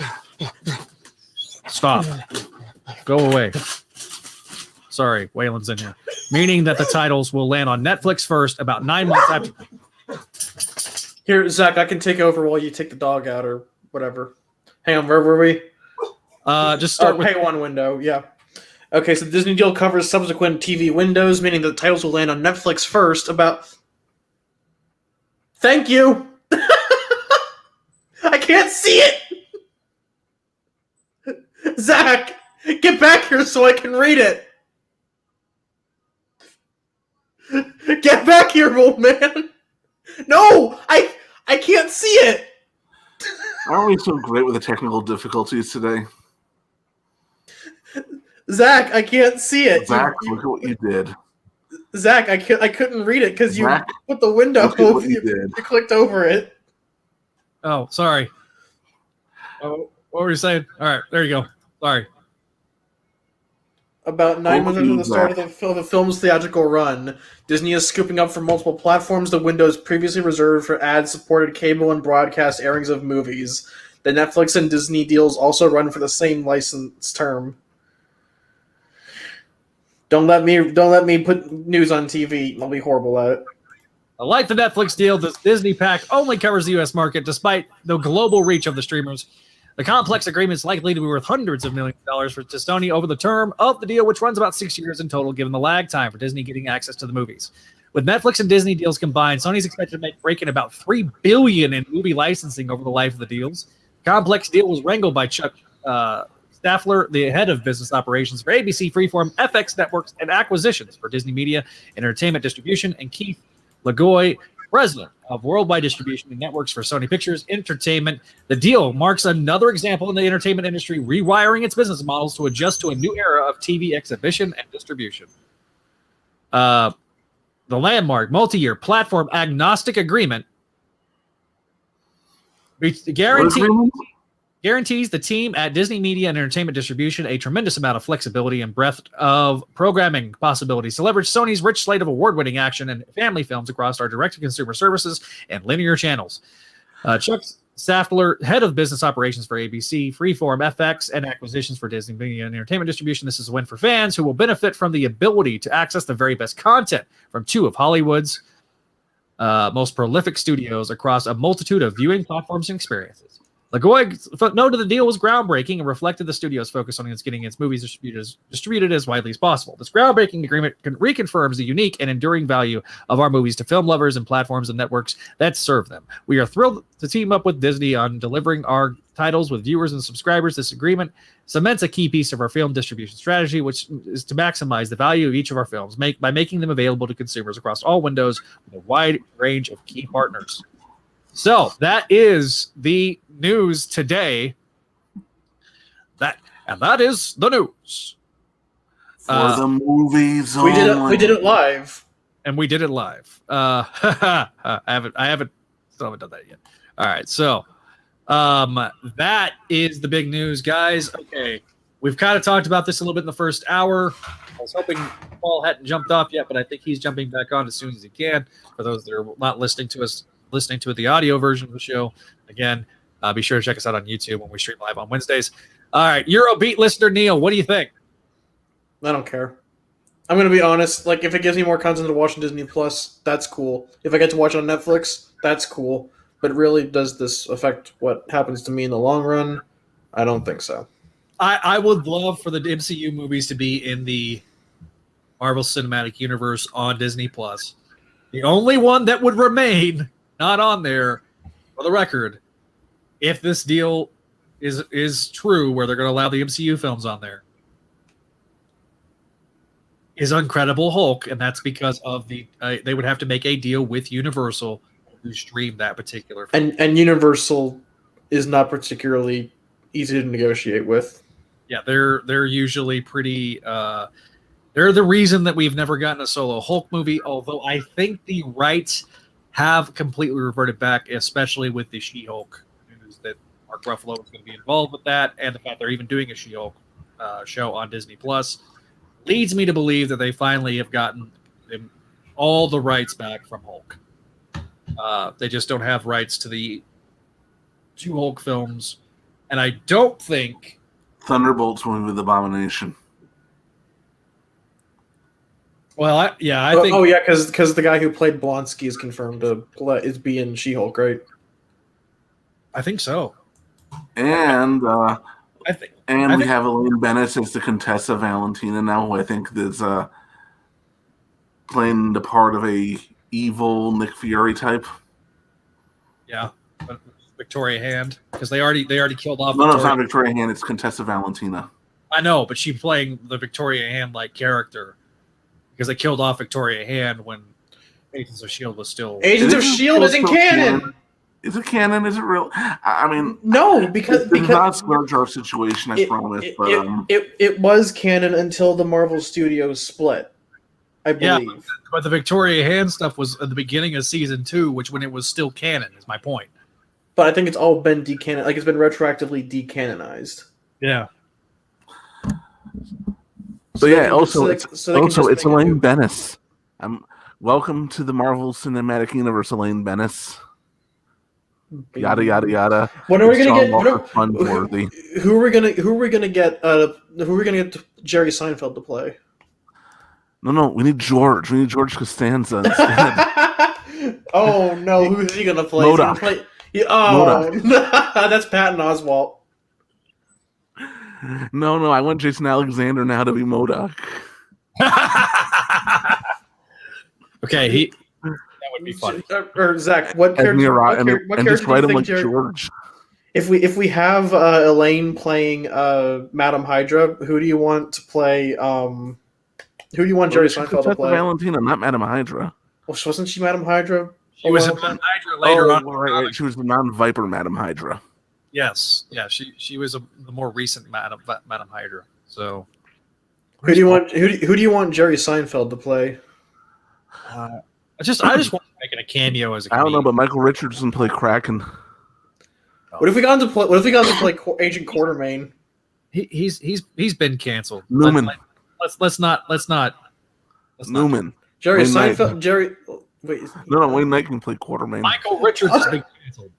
Oh, I thought you were talking about Jerry Seinfeld.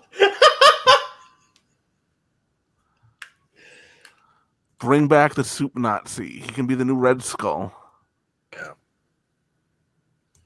Yeah. So we're trying to figure out what's going on I know, that's why I'm just trying to be comic relief until things get back on track.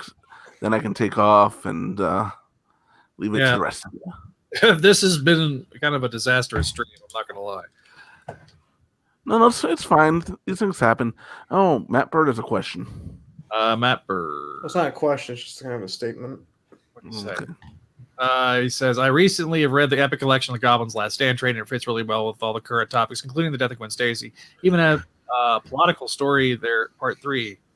Is that the one where Gwen accidentally endorsed a white supremacist? Okay, can I talk about that for a second? Because Sure. So you've got two kinds of Gwen people. You've got the Saint Gwen people who won't let go of like Gwen as a concept, and then you've got the people who take the practical things she did and without context run them into the ground. Like I got a friend who says that Gwen Stacy is a white supremacist because she backed this guy who was a white supremacist. But she that he was white supremacist at the time. Yeah, and I've been trying to convince them of that, and I made the point that like just because you back a white supremacist doesn't mean that you know that they're a white supremacist. Also, her father had just died, and she wasn't really thinking. She was going off of his anti-Spider-Man rhetoric. Yeah. Honestly, I think it would have been helped if Stan had given us another scene with Gwen where Gwen realizes exactly what he is and denounces him, but for whatever reason, Stan and John, it wasn't Johnny, it was Gil Kane at the time, was he? Yeah, no, it was John Romita, and I think Gil Kane with the Romita Inks. So they didn't do that. Yeah. All right, so the Sony Disney deal is good news for the people who only watch things on streaming, but I've got all the Spider-Man movies on 4K disc, physical media for life. Look, and guess what? Guess what? For those that don't know, that I guarantee you, and this is a guarantee I made on Spectacular Radio. This is another Spectacular Spider-Man thing. I'll say, I guarantee you that Spec Spidey is going to get a 4K release, as well as the MTV series at the end of at the fourth quarter of the year. Also, there is a Marvel Legends Fan Fest stream happening Monday. I don't think there's any Spider-Man related news on that one. I think they're going to talk about Shang-Chi and the Eternals waves that have been leaked to high hell. But I don't think there'll be any Spider news, but I will cover it on the next episode of Spideydude Experience whenever we cover if there is any toy news. FYI. I know it's not really on brand because this is a Spider-Man cast. What did you think of the Shang-Chi trailer? Justice for the Mandarin. Yep. I am looking forward to it. I'm not admittedly the giant Shang-Chi fan that some other people are, but to me, I have committed myself to watching every MCU film, and I have not missed one yet, and I have not missed one in theaters yet, and I'm going to go watch it. I have middling expectations just because Shang-Chi is not one of my favorite characters. However, I think it's going to be really interesting and really fascinating to see how they are able to bring in the 10 rings and the Mandarin in that story, and bring Shang-Chi as a character. I think it's a good thing. It will be a movie for casuals. The hardcore Shang-Chi fans will hate it because Fu Manchu is not his dad, but not just because of that. The Mandarin's going to be his dad. Not just because of that, but I'm sure that'll get the a lot Mandarin of is people going to upset. be his dad. No, yeah. But again, you should have expected that. I'm sorry, they're not going to sit there and reference those type of stereotypes, especially when you have the second largest market that would be woefully offended over something along those lines. Marvel is a global company. They're going to do what's best for business, whether people like it or not. They are a business. I don't care. These geeks and gamers guys that think that they somehow have some sort of pull, you're full of crap. Okay, your arguments are hijacking what real conservatives think, and you're sitting there acting like you're a conservative comic fan. No, you're just a jackass. Okay, I shouldn't be going on this rant, but like, I announced the woke scolds. Now he's announcing his Jackass is on his side. Yeah, like never let it be said that Joyner does. Never let it be said that Joyner doesn't. No. I'm glad. Doesn't have a consistent argument. I'm glad. You know, this is one of the. When you talk about toxic fandom, there's toxic fandom on both sides of the aisle, and that is the most frustrating part for me as a fan, because when Snowflake and Safe Space are stupid. Like I get on. Look, I avoided Twitter like the plague up until last year when I started using it as a promotional tool for our website and for our stuff. It was a tool that I never used as much as I wanted to, and I just never got the opportunity to. Oh, sorry, my neck just popped. I'm still sorry. considering deleting my personal Twitter. It's just sometimes it causes more stress than needed. I mean, especially after watching what happened to Lindsay Ellis a couple weeks ago, that was complete and utter bullshit. Yeah, and then when she tried to like post her video, and then everyone clowned on her, that was like, oh god. Listen, I watched the entire video. I'm glad she said a lot of things that needed to be said. And she did make apologies, but the thing is that it just brings into that whole thing. There's a lot of people on Twitter I was going to say both sides, but on all sides, because let's be honest. I mean, there aren't two sides to anything. They aren't arguing in good faith. I hesitate to say horseshoe because horseshoe theory is a fallacy, I think, but it's like a, I guess, compass. We'll say compass. It's a circle. Eventually, authoritarianism just bends back on itself. There's left wing and right wing authoritarianism, fascism here, communism there, but ultimately it's a circle.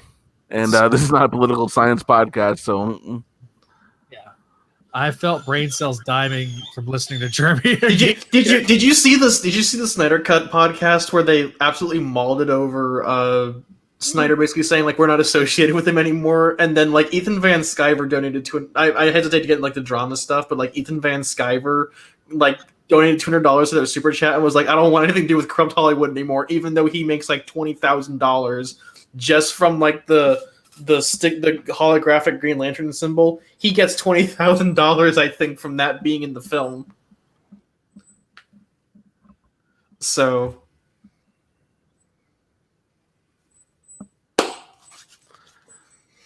the official mascot of the guy who said that I drew X-Men. X-Men is not about tolerance and acceptance. It's about space evolution becoming superior. It's about going to space and fighting monsters. I'm like, maybe it can be both. Don't even get me started.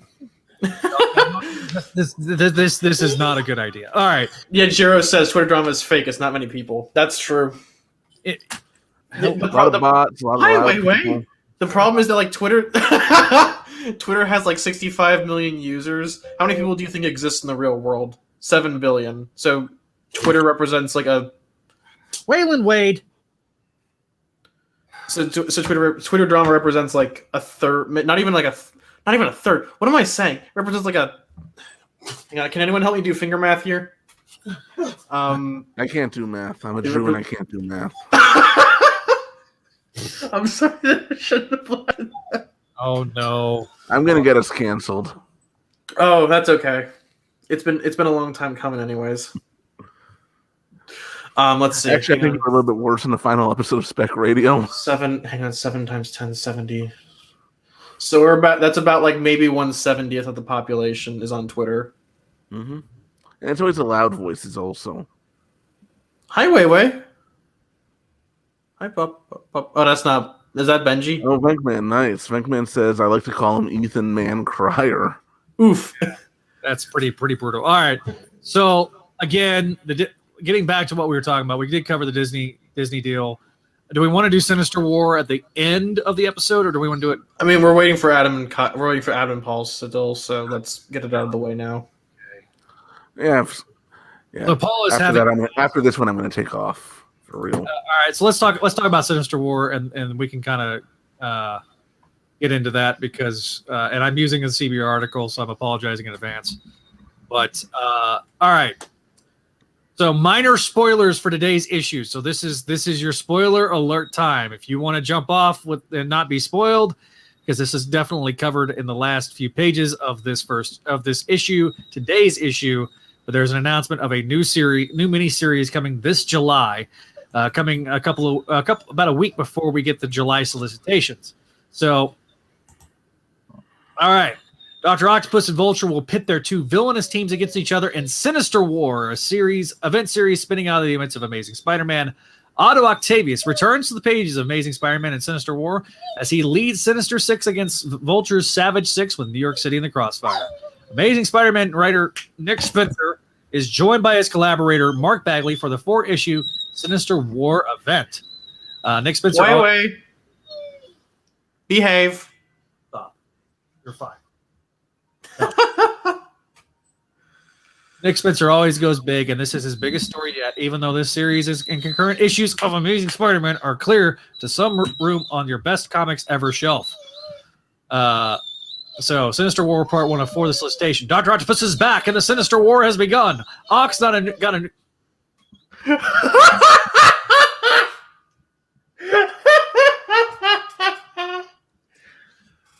Zach, is your dog named Otto?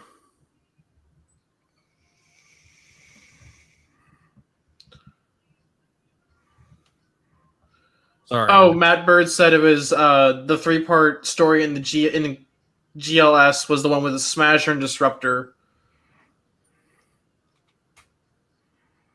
Hang on, let me go look this one up. Ox got a new Sinister Six. If you think, and he thought he's thought big in the past thing again, what Ox doesn't know is that the Vulture has a sextet of his own, the Savage Six. It's an all-out war between the two of the greatest villains in the Marvel Universe, and the only person they hate more than each other is Spider-Man. Spidey's in deep trouble with the toughest battle that he's ever faced. Nick Spencer and Mark Bagley's team up for the epic Spider-Man story, guaranteed to shock readers everywhere. On sale, $7.14. Worst case scenario, it's big dumb fun. Listen, Mark Bagley drawing all the great villains of the Spider-Man, except for Stegron. Oh, did I say that? I'm sorry. I don't care who wins as long as Stegron loses. Yeah, no. Listen, I don't. No offense, no Stegron jokes. no Stegron.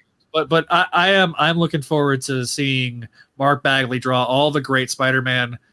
All the great Spider-Man villains. He's going to get to draw in the Sinister War. I found it. It's ASM. I think 116 to 118. Yeah, that's the one I remember now. Yeah, I have. Also, 116. I've seen some people on CBR complaining about Doc Ock being Doc Ock again.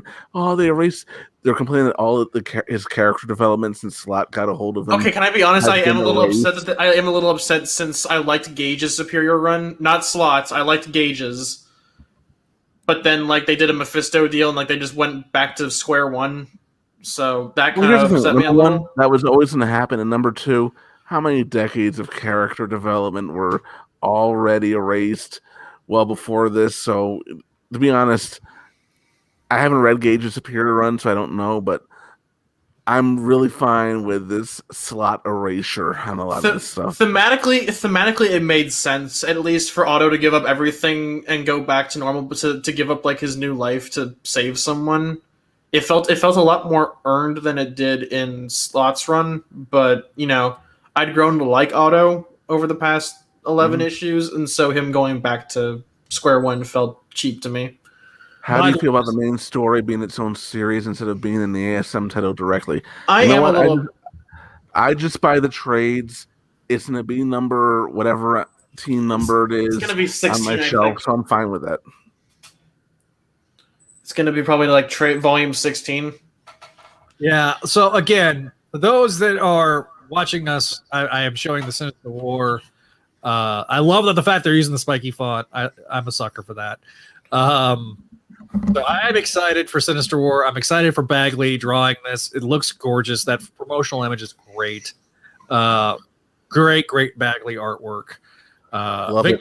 Well, I'll say this about tonight's show. It's never been That's absolutely Who do true. you think is going to be doing the interiors for the ASM book? Do you think it's going to be Vicentini or Gleason or Ferreira? Is Minkman calling me the comic relief? Yes. Yes. I don't know. We'll obviously learn that in the solicitations when they come out next week. If it's Pichello, I'm going to throw a fit. I don't think it's going to be Pichello. I think he's done with Spider-Man. Hopefully after, because is it nonstop like 6 issues? No, it's been billed as an ongoing, but it doesn't have a lot of staying power. Like if you've heard like if you've heard on the Crawl Space Discord the discourse about on the Crawl Space Discord, it hasn't been pretty. Who was the one on the Crawl Space podcast who used to vomit Pichello's name? Me? That was you? That was me. I was the one that used to vomit. I was always you. I figured it was you or Kevin. No, it was me. Also, McNulty did some digging onto the Brian Hitch variant cover for Sinister War, and he found a couple characters that stuck out. Taskmaster is back, I think, apparently, according to this, and then he's in the, I believe, right below Sinister. Oh wait, you went. Yeah, wrong tab. All right, so we got. You've got Taskmaster right underneath. I have no clue. All right, so okay, who's that? That's Trapster, the female Trapster in the Syndicate. White Rabbit. I think that's Sandman right below her. It's supposed to be Sandman. Looks like H. Pop Petra. There's Fred. Now there's like a line in the middle of it, and I'm wondering. I think that's just Shadow. No, I'm thinking that's actually some secret characters we don't know about yet. Maybe, I don't know. And he also pointed out the guy on the far left. That's Abner Jenkins' Beetle, I think. Yeah, that's the Beetle. Unless it's Janice. Supposed to be maybe it's supposed to be Janice. You got Lizard, you got Craven, you got Johnny. And then you got Max Dillon. I think that's Molten Man. And that's Max Dillon, okay. I think they're bringing him back. You got because Kindred can bring back anyone he needs to. Yeah, Electro. But that should be Sandman. So who is that? I think that might be Hydro Man then. That might be Hydro Man. Yeah, you got Rhino, you got Speed Demon, Stegron, the Dinosaur Man. Robert Kingsley, King Cobra. Isn't that King Cobra? That's King Cobra right there. That's there's Rhino. Then you got Scorpion, and then you got Vulture and Otto in the eyes. For those that have not seen the promotion, so I think it's Otto and Adrian. Freddy Krueger versus Janos from Ghostbusters 2. And you got Chance right there too. So maybe that will release. So it's supposed to be like the Sinister Six, right? So is this like trying to tease who's going to be on the teams, or because I assumed it was going to be the Savage. It was going to be the Savage Six versus like some random Sinister Six lineup. Yeah. All right. So last question for Greg, where he jumps off. Last question: do you collect ASM in a single issue form, or do you buy the trades like I'm thinking about doing for ASM? I buy the trades. I don't have a local comic book store near me, unfortunately. I really wish I did. I miss having one, but I am up to date on the single issues. You do the math. Oh, Adam said he didn't manage his time well today, so he might not make it. Okay, so I guess it's gonna be me and Zach tonight. Maybe a me and Zach stream because we got Paul having massive technical difficulties. So to be fair, Zach, I run my show single handedly, so we can do it. Wait, we can do it. All right. So are you coming into the issue? Yeah, I think I'm going to get into the issue now, and then in that case, I haven't read it yet. I'm behind. I do apologize. Otherwise, I would have stayed a little bit longer to join in. But I want to bid you all adieu and have a good night, everyone. All right. Thanks, Greg. We'll see you next time. Thank you. Have a good night, Greg. Sorry, I had a coughing fit there for a second. Oh, I guess he's back. No, I accidentally. All right. Be sure to listen to Voices from the Eerie coming very soon. Watch this space. We'll definitely get there. So. And Spectacular Radio is still up and will be up forever. If you haven't listened, you can go back and listen to that. listen to All our right. final episode. It's really good. Yep, absolutely. So, released on Monday. So, All right. Good night. Hi, Greg. All right. Anyways. So let's quickly get through this because we're way behind because we've been waiting on Paul and Adam, and they're. I guess they're not coming. So if they want to jump in, they can jump in, but we'll knock this out really quick. All right. So ASM, Nick Spencer, King's Ransom Part 2, Federico Venatini. Great cover. And so we pick up with Norman Osborn running through the night. He is being chased as Kindred is being told to speak, because Baron Mordo is going, I'm going to make you speak. And then there, of course, as Norman walks into the room, Fisk is like, he's like, Norman Osborn, what are you doing? What the devil are you doing? So they had a deal. I get shades of like the 90s show in this scene between the two. But he goes, but he doesn't seem to be doing well under your care, Norman. We're not seeing the progress he deserves, so I brought in a specialist for this very special case. As you can hear, Mordo has indeed made quite the breakthrough. So he's yelling. He's like, this is not what we agreed to him. If you arm him, Director, need I remind you, it's only a question of when. So they've finally opened this line of communication. We won't have to wait much longer. And so soon enough, everybody will find their own personal hells. We then pick up to Tombstone is at Randy's apartment, surveying the damage, knowing that Janice has been kidnapped. Meanwhile, Robbie shows up and they start having a confrontation. So this is the big confrontation between Robbie and Tombstone, and they're going back and forth. They're not happy with the situation when suddenly we see a thwip between the two, separating them out. So Spidey in his new costumes there, if they put their heads together, they can save them. Starters, maybe they can you can help people find the people who did this, which was Madam Mask and Crime Master. So we kind of get a flashback to what happened last issue. Fred still doesn't know that Peter Parker's Spider-Man because Peter threw him into the stairwell and knocked him out. So we then have a fight back and forth between Crime Master and Peter. They still have they get the upper hand. Madam Mask is able to finish the job. They are able to kidnap Randy and Janice, and we then cut to the fact that they got the two hostages. Peter was put into an electrified net. He's still stuck. He finally breaks free. Then that is also what causes the explosion. So, Peter's kind of explaining to them what happened. So, Robbie has a source that who might have done some business with these jokers, and so Peter's like, I don't want to hear anymore for legal reasons. You get to go chase Robbie's contacts, see what you can find, and Peter's going to go find some backup. So, there's so many questions that Janice has, so does Robbie, and so finally Randy's like, what are you gonna do when Spider-Man comes and kicks your butts? So Janice is still acting like a freaking fangirl here. This kind of causes her to be there. I love that, by the way, like the fangirling bit. Hey, you're back. Oh my god. Welcome back. That was awful. So welcome, Paul, officially to the stream. And I am in the middle of the recap for ASM. So just hold tight. Stop that screen. All right. So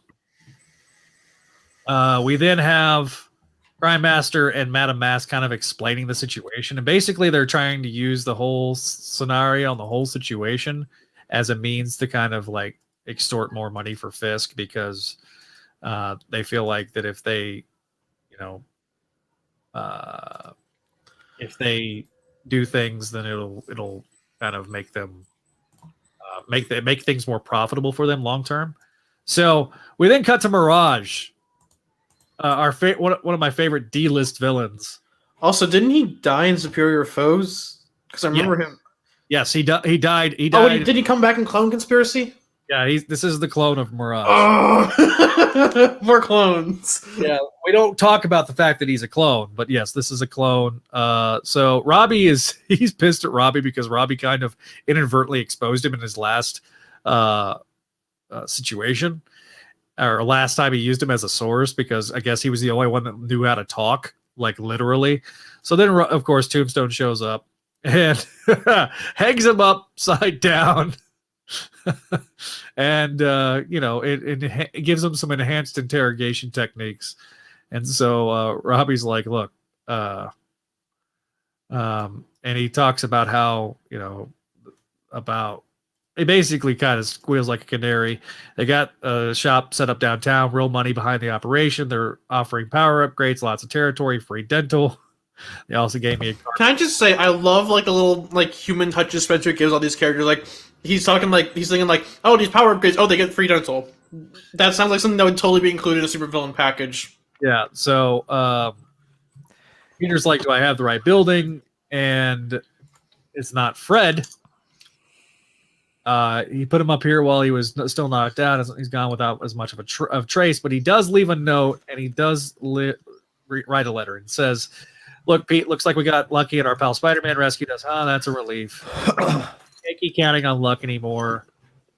Truth is, I've had a lot of it lately, meeting you and becoming the best friend you've ever had, for instance, which, no. I can feel it starting to run out now. Don't get me wrong. I've loved this whole adventure finding the tablet with Spidey, but more and more I'm putting the people I care about in danger. Sweet Aunt May, GOG, now Randy, enough's enough. God forbid something happened to you, Pete, the most helpless and powerless of us all. I never forgive myself. So I need you to trust me on this, buddy. I've had a vision telling me where the last fragment is, but don't you or Spidey try to find me. He's like, oh no, I got to do this myself. And so to be continued. That is where the main part of the issue ends. Next issue is bonkers cover. You got to see to believe. Issue number 65. We then cut to a graveyard. Says, like I said before, it won't be long now. We'll be all together soon. And once we are, well, trust me, it'll be a little bit different from last time. All that's left is to invite our final guests. So we have the Dr. Octopus. This part is drawn by Mark Bagley. I talked about, I whinged about how much I miss Gage's Superior run. So we have the centipede, and he's like, no, this can't be right. For months I've been searching for answers. The shadows around the gaps of my memory, they led me here unto another dead end. And so then we have what I'm assuming is Kindred says, relax, Doc. I promise it'll all make sense soon. I wish I could, Otto, but you'll have to consider the distinct possibility that I might just be a voice in your head. And he then has the centipede go inside his head. They're there now. No need to fight. This is all necessary, part of the process. Like I said before, our own little hells. This July, Sinister War. So I guess this is like Kindred using as a proxy warrior. Absolutely, that's what I'm getting from all this. Because he possessed. If what I'm guessing is true, then he also did it to Carly. Yeah, but I do wonder. I'm still wondering what that extra body was. Well, I think that's something that's answered very, very soon. But I wanted to show the final bit on the screen, and then do, like I said before, our own little hells this July, Sinister War. Hey, we got the sound effects. Let's go, baby. And I had to do the sound effect because that was what I kind of felt like. Yeah. So yeah, it's an all-out next issue. It's an all-out war. All the super crime lords of the Marvel U are competing with the whims of Mayor Wilson Fisk. Their task: get the tablets of life and destiny and death and entropy. Also, kill Boomerang. Spider-Man, Randy, and Robbie are caught in the crossfire. So a big issue. I think this is like what the next part. So yeah. So well, yeah. this is the final part of King's Ransom, and then you have the one shot. Yeah, so the one shot, and then we go into Chameleon Conspiracy. So again, a lot of the stuff that's been set up is starting to be wrapped up. Thuggen, what's your thoughts on this issue? You have the floor, my friend. Well, I think this issue was another solid issue. I did like the fact that we got more Spider-Man in his new costume, which it's so radically different than anything we've gotten before. As far as even I guess you could compare it to the Slot's costumes, and I've talked a lot about that. But I like it. I like the fact we're getting it. We're getting different interpretations of it. This artist is very stylized, but I dug it for what it was, and the costume is, as you see more different angles of this actual suit, it looks really, really different, even more than I anticipated. I don't know, which I both like, and I don't know if I like it. It's weird. I like the costume, but it's weird to see different angles of it, and it's not as straight ahead as I thought it was. It's a little more detailed, if that makes any sense at all. I don't know, but what's your grade?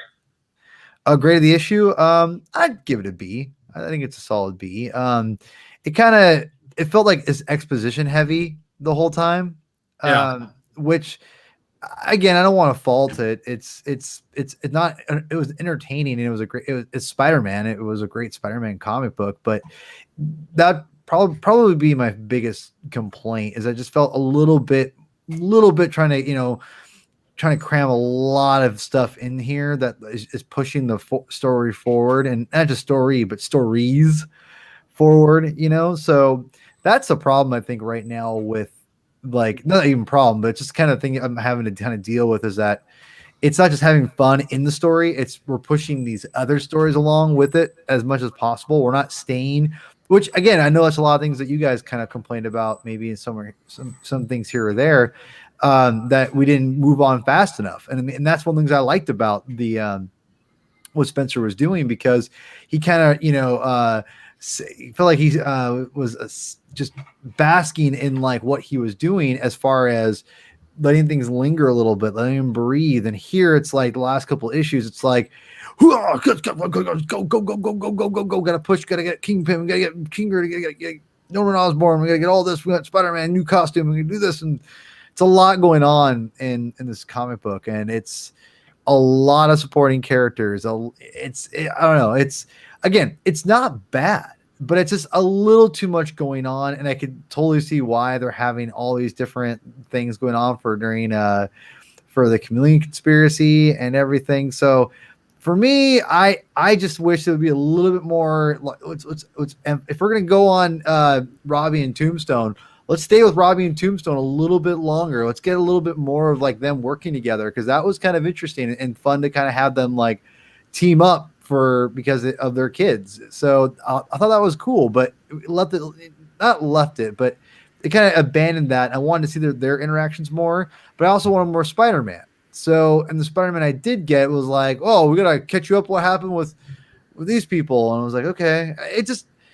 Like I said, I'm almost like feel like I'm criticizing it, but it's just like it's still like a good solid issue. But it's just I wish it would have lingered a little bit more on what's going on. But I think we're gonna get that. I think with the next couple issues. But I'm definitely worried about it with Chameleon Conspiracy, because I feel like there's a lot of things that he set up for, he being Nick Spencer, set up for all the stuff with Chameleon and Silver Sable and the Foreigner. And I'm not exactly the biggest Chameleon fan, so I'm really not really sure what to think about that. But all that being said, with today's announcement of Sinister War and Dr. Octopus, which I read this issue before I even knew that was coming out. Like I just was like, what's this? Sinister War? Okay, all right, I can get behind this. And I was like, okay, all right, Dr. Octopus is back. And I think there's a lot to talk about with that, I think, which I'm not sure we're gonna get into now or what, but yeah, I thought it was a good solid issue, but I do wish that we could just kind of linger a little bit more on some of the things that Nick Spencer is trying to give us. Yeah, I'm with you. So Neil, Eurobeat listener Neil. Yes. Hi. I give it a B. Giving it a B. All right. I'm actually a bit more tempted to give it a B plus, but oh, he's right. There we go. Zach's like 2 steps ahead of me.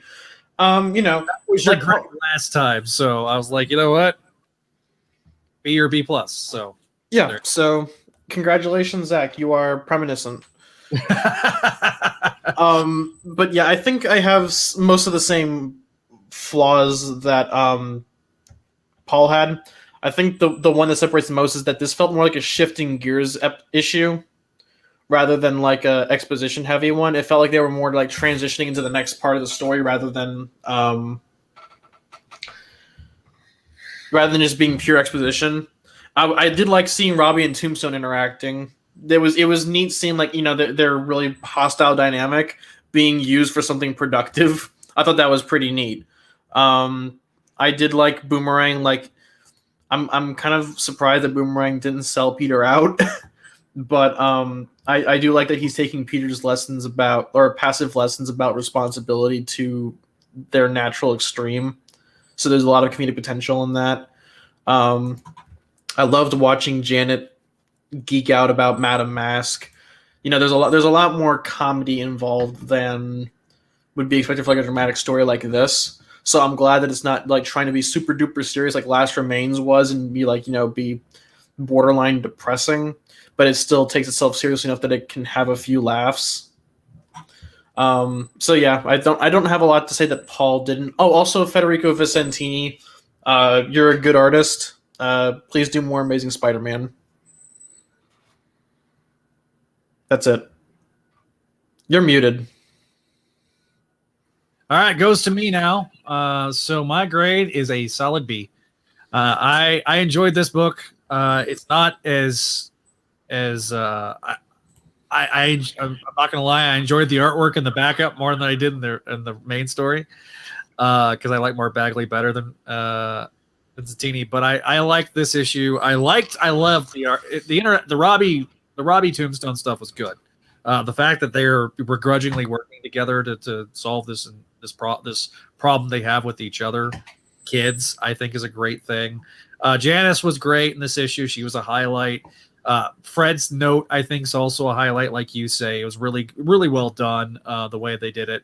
I also kind of think it's hilarious that Peter's conveniently, after getting called the weakest of them all, when Peter's the reason that Fred got knocked out in the first place, kind of makes me chuckle. They kind of a little slightly negates a little bit of the explosion from last issue, but doesn't change the fact that that at the end of this, Peter's probably going to be homeless and probably have to move in with Mary Jane because, if I was the landlord, I'd be pissed. Really interested in Sinister War. I think that's going to be really fascinating. I do want to answer a question that was made while we were talking about it earlier. How do you feel about the main story being in its own series instead of being in the ASM title? I get it, and I think that the ASM title, the fact that it's only 4 issues, we'll see how long. Are they going to do this for over 4 months? Is this going to be over 2 months? Is this going to be, an extra issue of Amazing? With the other 2, we don't.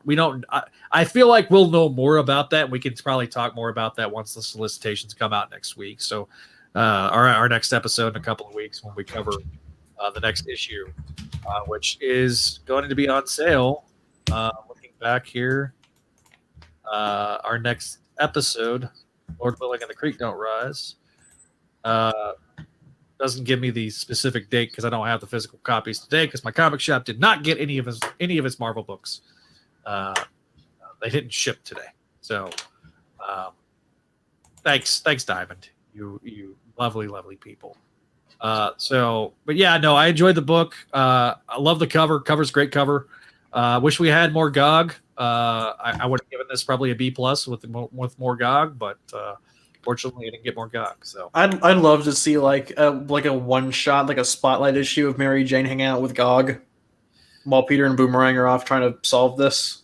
Absolutely. So I'm excited. I'm excited for it. Again, I give it a B+ or B. I think it's a really solid issue. It's not my favorite one because it definitely suffers from middle chapter syndrome, and that's doesn't happen very often with Spencer.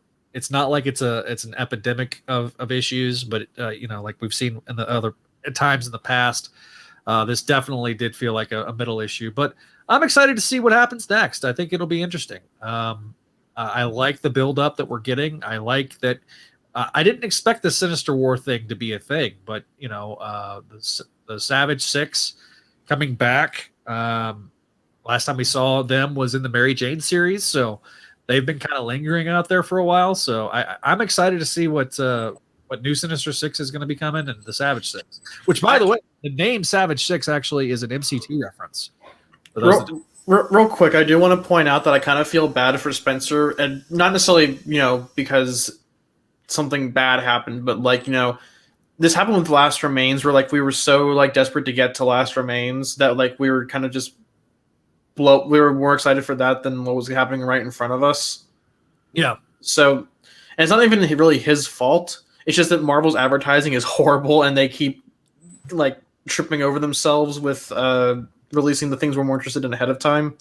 Because it's not like this is bad stuff, but it's they keep announcing the more important storylines, and we're left to not really care about what's happening right in front of us. Well, I think the reason they did obviously is because the whole Dr. Octopus thing was signaling Sinister War, right? So they had no choice really to release it. Well, I'm thinking more like they could have teased Sinister War, and then once this part wrapped up, King's Ransom, then they could have advertised it. Because now Zach is well, now I want to go to Sinister War, and you were Paul. No, I agree. really interested in Chameleon Conspiracy. But I think it's more of a criticism of not Marvel's. It's more a criticism of Nick Spencer, to be quite honest. And I love Nick Spencer, and I say that lightly. I'm not trying to be Nick sucks, but this isn't a crippling flaw. It's just... No. I think what he did was he was grabbing. Here's the problem I have actually. Is it's not the fact that we're dealing with a chameleon. It's almost like an event, like you're talking about, Neil. It's not just a storyline in Spider-Man, right? It's something that they are promoting as a big deal in Spider-Man, and has this huge thing going on. But then you're right, they announced Sinister War, which comes right afterwards. So you're wait a minute, why are you having two big back-to-back Spider-Man stories where you're trying to promote it? That seems like a flaw in Nick Spencer and editorial trying to figure out what they can do to make these great Spider-Man comics. And again, they're trying. And I think from what we have rereading Nick Spencer's run from the start and what we're at now, it seems like he's got so much story that he can't contain it within the actual series. So he has to do all those point, or point threes or point whatevers, and all these different miniseries. And because of that, I think the chameleon thing is well, I have so much story and we have to get to this point.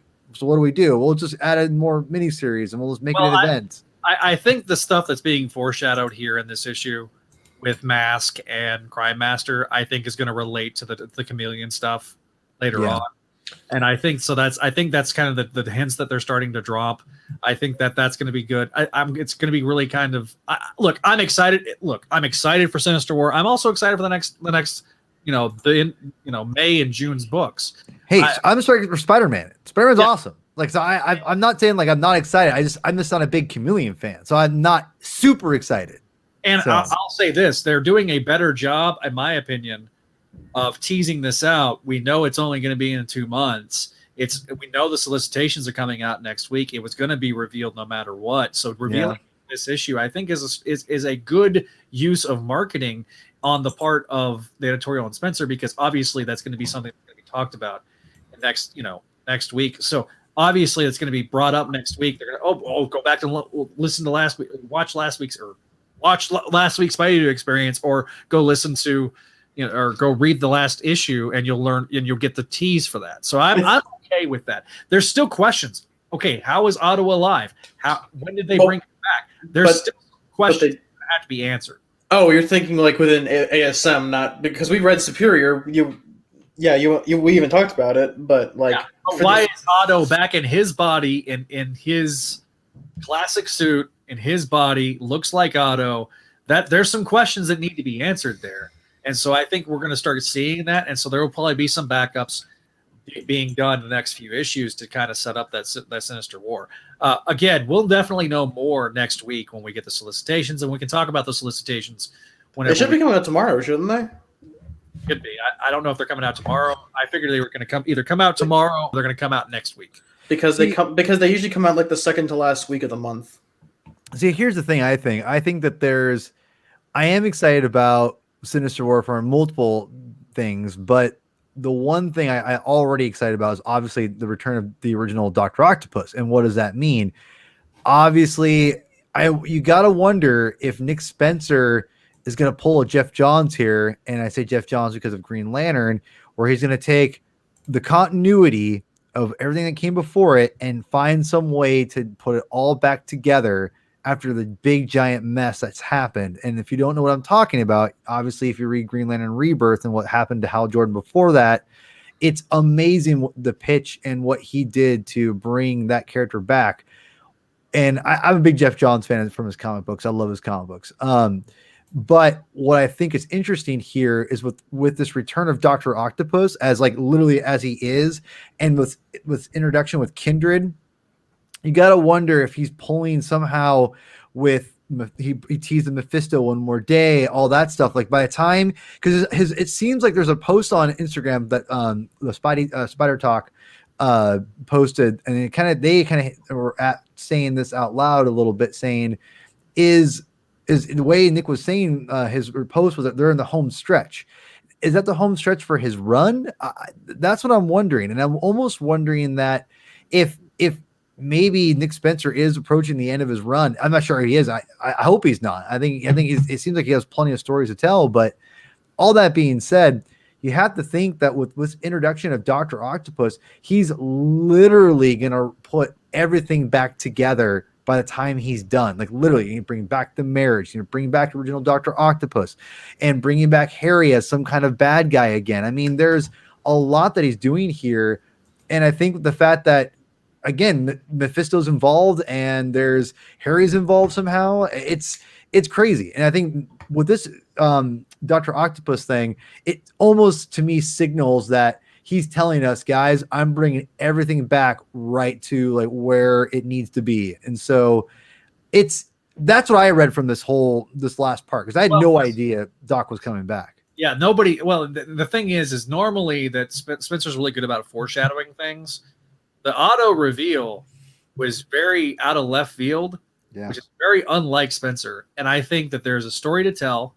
And I think that the toys look, I like Superior Spider-Man as a story. I love it. I freaking love it. But the problem is the long-term story of Superior Spider-Man broke Otto. And good, bad, or indifferent, you kind of took a chess piece off the board with the Superior Spider-Man story. That I feel that Spencer is trying to not negate the Superior Spider-Man story, but also move forward with Otto as a villain. Because Otto, in my opinion, works as a three-dimensional character. Not a person screaming dolt all the time. Yeah, not a. I think that there will be some nuance. I think by the end, I don't have a problem with Otto knowing Peter is Spider-Man. Oh, hang on. I just found someone apparently said that Spencer posted on Instagram saying that the cover for Sinister Wars and says that the run's been building up to this and we're in the home stretch after that. That's what I just said. Oh, I know, but I didn't. Right. I didn't hear you mention his Instagram. So well, they had posted something. I said Nick Spencer had posted something. I forgot if it was whatever, but no, that's he said the home stretch. That's what I don't know. This also leads to some of the speculatory stuff of around issue 75. If Spencer's going to be leaving, which would be if he's leaving with 875. Because there's a solicitation for a future trade via Amazon where it says it's all been leading to this, and it runs through 870, which is 74, which would be 875. So what I'm wondering is whether I don't think that this arc is going to be the end of Spencer's run, but I think that this will be. But this War will be. No, I think that this will be. I think that it'll have at least one arc after that. to like capstone wrap it all like up. it'll be the Catwoman or the Batman Catwoman equivalent to Tom King's Batman run. You know what I mean? Where like No, I know we what had you mean, yeah. City where Tom King was supposed to have like 104 issues and then he got booted off, and so Batman Catwoman was his consolation prize. I think that Sinister War is. I mean, obviously, the Sinister War is the new summer event, which I'm kind of like, okay, was this supposed to be the original spring event before the pandemic? Because that's what Last Remains was supposed to be like.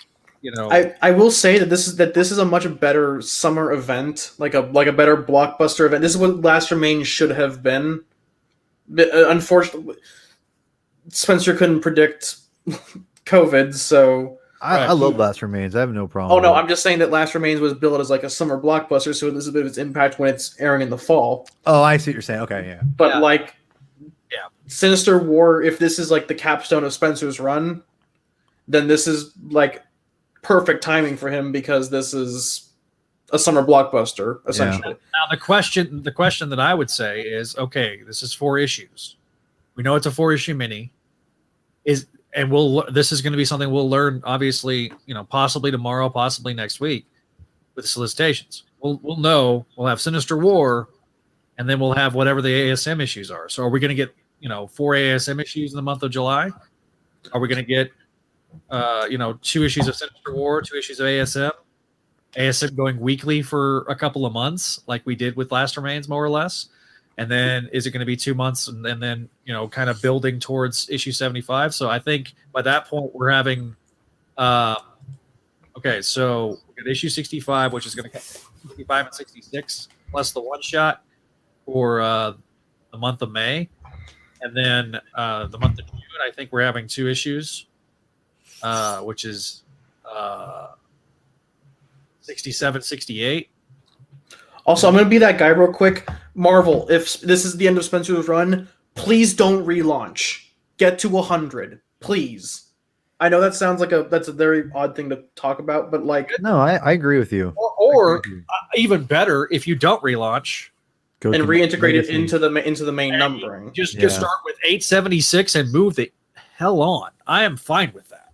But I think of course we are, but I think the marketing department is gonna be. I would love for there to be 25 more issues of Spencer's run, and we get a good solid 100 issues. I am down for that. And we also have to consider this isn't necessarily to be the end of Spencer's run, but this particular mega arc. Yeah, he can have another 25 issues in him, but like the numbering for the phrasing for Sinister War has been a bit weird because Spencer on Instagram said it's all been building up to this, so. It doesn't necessarily say it's the end of his run.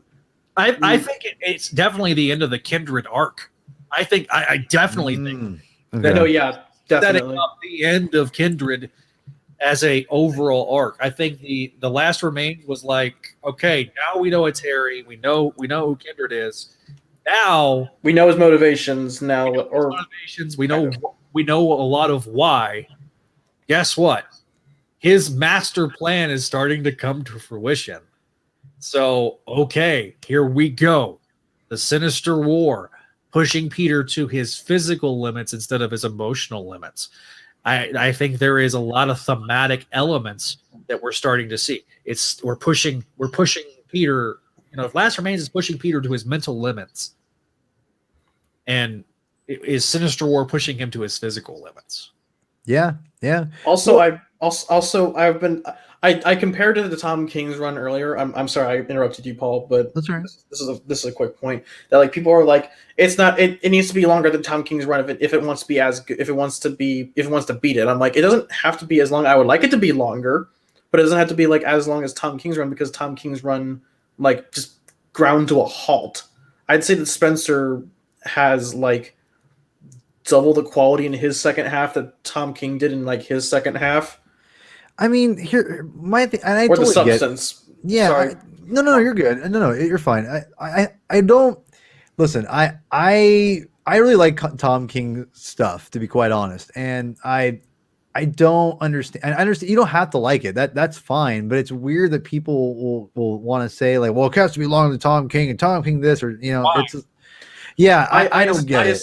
I assume it's because of the bat cat wedding stuff, and so like they see that as Well, here's the deal. I don't listen. If Nick Spencer has stories to tell and he wants to tell more stories and Marvel lets him, then I'm all about it. I mean, it's and like you said too, Neil, like we don't know if it's the end for sure. It's just that he kind of talking about it's whatever. I mean, to be honest, I hope he stays on but if he doesn't, then who's gonna it will be fun to think who is going to be the one to take over for Spider-Man. And honestly, if oh sorry, and a really good point that Jero made here in the chat. He said his run would be longer if they didn't number the LR issues in a weird way. Well, guess what? If you include the LR or they all count in Comixology. So he's got 71 issues. He's got at least 73 issues. Oh, that's right. They do count. You're right. They don't count towards the legacy numbering, but not towards. Okay, that makes sense. That would 100 issues if we. There we go. Because you had what the 5? Specials too. Don't forget the specials. Yeah, you got the Norman special. Which is like 2 issues, which is like 2 issues worth of content. So yeah. Well, and so you include the specials, you include the LR issues. By the time he gets to 75 in the main book, it's going to be very close to 100 issues total of his run. And if I'm right, I'm not trying to toot my own horn here, but I kind of feel I am. I kind of feel like he's going to put Spider-Man back like to the 90s because of bringing Doc Ock back when the Sinister War. And the one thing I do get a little bit nervous about, and I haven't read the Sinister 12. That I was out of comics by then. Millar's Spider-Man. Yeah. But the idea of having and I've read other stories. Obviously, I've read tons of Sinister Six stories from Eric Larson, David Michelinie, and things like that. And the Sinister Syndicate. I love that stuff. But I do wonder that if it's almost like he's going to the well of that a little bit. Like it just kind of feels a little too convenient to end on a Sinister War with all Spider-Man's main villains, and it's like again, I trust Nick Spencer though, so I will say that I think that's a good way to end it on, or I trust him to end it on the right way. I will say that ending it on with Sinister Six, whatever, like rejects or whatever you want to call them, it's a little bit on the nose to end it like that. It's a little bit really, you want to end it like that? Okay. I mean, so that's why I'm hoping it's not. I'm hoping that he does continue, and I hope he has more stories, because I will say it's been really nice to have a writer in Spider-Man that's had an overarching story like that's been going on for so long, like Kindred, that's like kept us going. And some people don't all like the ongoing mystery like Hobgoblin. It's been nice to have like an exciting thing in Spider-Man where you're like, again, I like Dan Slott, but this kind of thing that's in the background that you're kind of building towards for a long time, and it's just nice to have that. So it's the one thing that made Superior work, is that it was a multi-level, multi-layered story that took place over a long amount of time. Unfortunately, the first half of that story was you had a bunch of others because it was during the Brand New Day era. When they brought the concept in ASM 600, and then obviously it was 100. It was something that built up very slowly over 100 issues. Very slowly, but it almost was too slow. And I know that there's people, I agree with that. I would agree with that. I would also say there's a lot of people that have complained about the pacing of this particular story, but I think that when you sit there and you look at it with its totality, yes, the first year, I feel like you look at the first era of Spencer's run, it was to fix what he felt was a problem with Kraven's Last Hunt and the Grim Hunt, and remaking that to where it made sense, and bringing Kraven, a modern Kraven, into the continuity the way like DeMatteis wanted to do. I felt like fixing that particular element was a good thing. Obviously, year 2 was more introducing new stuff while also kind of putting the mend on some smaller stuff, like the 2099 relaunches since the Arc and Slot and Superior. And Kraven's a great point, Zach, because that's another thing that he went and kind of tidied up with a nice bow on top of it to kind of fix that story. And so what he's doing with all these different characters, and for the record, like as someone who reread all those issues for our show here, and rereading it, it does read, I think, even better with everything going, knowing what comes afterwards, but also kind of reading it all together as one. It does read very well. And I will say it's not like you said with the Slott and the Brand New Day stuff. It is choppy because and to be honest, to Slott it wasn't all him because he's sharing the duties for a long time with that one until he took it over.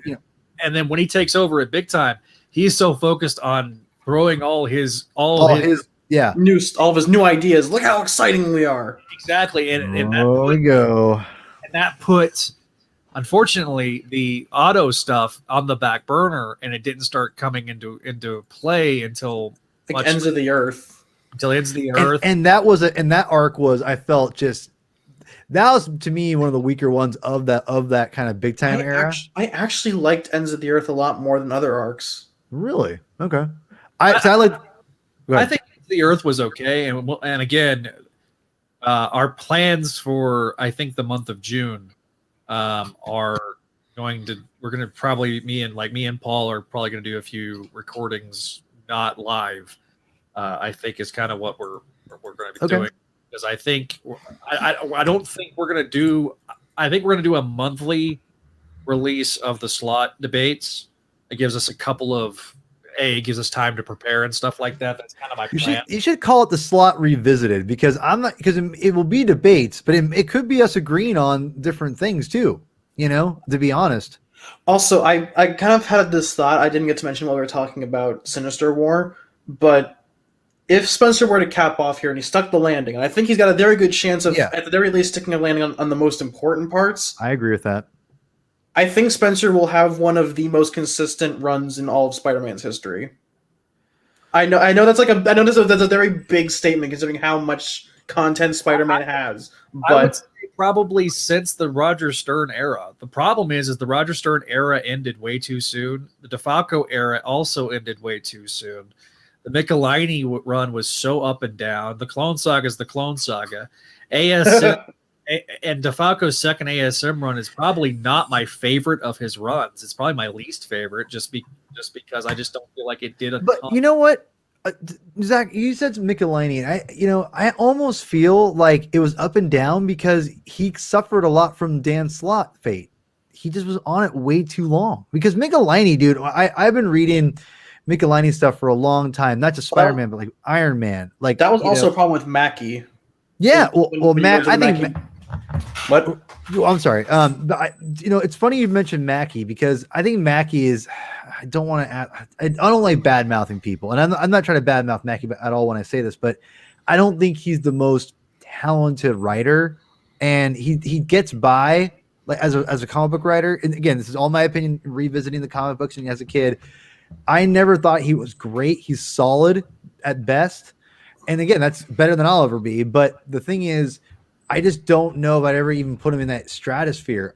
Even with Slott and with Michelinie. Well, I would say Michelinie and Slott have a lot in common because they went on for so long that there were up and downs, because when you're on a book that long and you have that many artists that are controlling, the narrative essentially, like a McFarlane and a Larson and everything like that, you're going to have a lot of, inconsistency because they're going to be clamoring for, a lot of the creative, stuff. So I think with Michelinie, after they left, he kind of I don't want to say he strutted his stuff, but he tried even more to again, I just think that he went on too long. Okay. But I recognize that Mike. There's three artists that define the Michelinie run: Todd McFarlane, Eric Larson, and Mark Bagley. And Bagley, I think, was far more collaborative. I would agree with this. Yes. With Michelinie, instead of there being much more egos driven the way there was with Larson and McFarlane. Yes. Even McFarlane was egotistical, especially once the success of the title. I think there was a bit of a collaborative nature. I think you read the first couple of volumes of the Michelinie run, and you're going, or McFarlane Michelinie run, you're going, okay, they kind of are working together. But then as things blew up, he took a lot more credit for the creation of Venom than Michelinie did. And so then that started blowing up, and then you had to start having Venom show up once a year and everything like that. And truth be told, let's be real. Spencer has gotten to play with almost every Spider-Man toy in this entire run. Yeah, the Fangman even kind of pointed out that like Spencer's spent most of his time fixing the broken toys, and he wants to see him stay.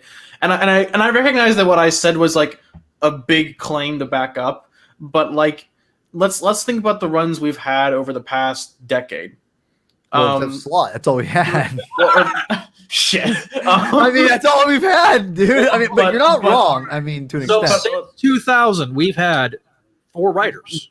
We've had really early. We had Mackie Byrne, I think, or like just into 2000. But then JMS took over. 01.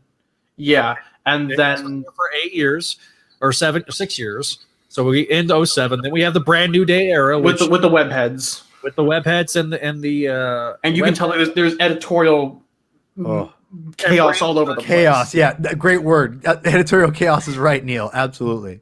But you had the Brain Trust and the web heads, so that was a 3-year experiment basically, because that was a 100-issue experiment. Yeah, and then Slott came in full time for 7 years ish. Yeah, so 7 years of Slott, even though Slott was involved with the Brain Trust and the web heads.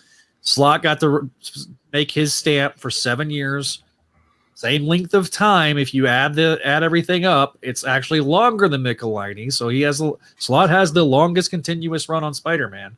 And now we've had since 2019? 2018. 2018. Well, like June or July of 2018. So halfway through June of 2018 to now, we're almost at the 3-year mark with Nick Spencer. So there's been a lot of stories told, and I am with Venkman. I hope that he gets to not only fix the issues, because I actually said that in my letter when I wrote it to ASM. I felt like that there was a lot of things that were missing and broken, and now everything makes far more sense. I'm not saying it's Slott's fault. Slott's directive was to go bold and go to boldly go where Spider-Man has never been before, and I think that was his mindset in general. And in some way, in all the worst ways, he succeeded. I know we're never going to agree on that. There was some things he did well. There's some things he didn't do well. And so when we do the Slott Revisited episodes, review episodes that are going to be pre-recorded probably, and there's reasons for that. But my overall claim is like if Spencer was to end here, and let's assume that he for the most part he sticks to landing. Like you're going to have a lot to wrap up in like 4 to 8 in 10 issues. Yeah. Well, of Sinister War, so you got the 4-issue mini, and then assuming ASM keeps its regular scheduling, 8 issues. So 12. He's got 12 issues to wrap up a lot of things. Yeah, and I'm trusting I trust that he can. So, but if he was able to stick the landing, then I would argue that he's had one of the most consistent Spider-Man runs. I wouldn't say the most, because he's had moments where he's tripped. But overall, I think that he's had a very strong performance. Even if it's just been fixing things, he's done a lot. He's done a lot more than most of us could say that some writers have. It's interesting because I would think I was high on Slott the most during Superior Spider-Man. I liked him before. I remember listening to the old Crawl Space with Zach on it, and the guys were all like just throwing things at it left and right. And I remember just being like, "Man, I wish I could get on there and argue with these fools," because I just don't agree with any of this. Because I genuinely loved a lot of that. I love Superior Spider-Man. I love Spider-Verse, and Superior Spider-Man came Superior Spider-Man led into Spider-Verse, which is another one I loved. And you brought up a great point, Zach, about how Slott brought Spider-Man to places that he never had been before. And I also felt, again, my opinion, which I know isn't shared by a lot of people out there, or at least in some circles, I think that it still stayed true to the character. And when you push the character to different places, you're going to get different interpretations, and it's going to be a little bit, again, there's going to be naturally feel this isn't exactly what I signed up for. When you do that, you're going to alienate some people because he's not just going to be fighting, the Shocker every other issue, or if that's what you want, that's fine. But I do appreciate the fact that Slott tried to show us different aspects of Peter, and that's what I love the most. But then again, I would say also that by the time Clone Conspiracy came out, I'm like, oh, we're bringing Ben Reilly? Well, that's crazy. And then obviously that to me is when it signaled to me, okay, I see the side of Neil's and the crawl space kind of people a little bit more, because I thought that was a complete SH show. And again, someone from generally loves like that Dan Slott stuff. Like I loved Big Time. I loved all of that. I thought it was really interesting and cool. My biggest problem with Spider-Verse is what happened with Mayday. I think if you took that away, but that's not about Mayday. It's about Spider-Man. But it's part of the story, so you have to count it. Fundamental part of the story. Okay, hold on. It's like this. It's like this. It's like, okay, if I'm watching Star Wars, right, and it's like, man, like I hate Empire Strikes Back. Why? Because Han Solo gets frozen in carbonite. That's stupid. It's like that's like the lamest reason to not like Empire Strikes Back. Hang on though. I would disagree. Out of every character that appeared in that particular story, the biggest disservice was done to Mayday. And as a Mayday fanatic, sure, that's fine. That's where I have a huge, massive issue. But she's not even like, again, it's been a while since I've read it, so just bear with me. But it seemed it'd be Han Solo is even being too strong, because I don't think she's even that important in the story. Except that her baby brother is the MacGuffin of the entire plot. Yeah, you're right. You're right about that. Yeah, like Jerry even says it. Like Baby Ben was like the super secret MacGuffin, where like they show like Mayday they show Mayday on the ground, like reaching up in terror as what's her name? One of the Alucard copies dangles Baby Ben by his leg and goes, "I got him, guys. Who wants to eat him first?" Okay, so to be fair, it's been a minute since I've read it, but I remember loving it when it came out. And I forgot that you're right, she was that important. I didn't read Mayday, so I didn't have a context for it. So I didn't really mind, because to me, this is what I wanted out of the book, okay? This is what I wanted out of the book. I wanted to see Spider-Man with a bunch of other spider people take on these, Morloon and expanding on the Morloon saga and all that stuff, because I like the character a lot.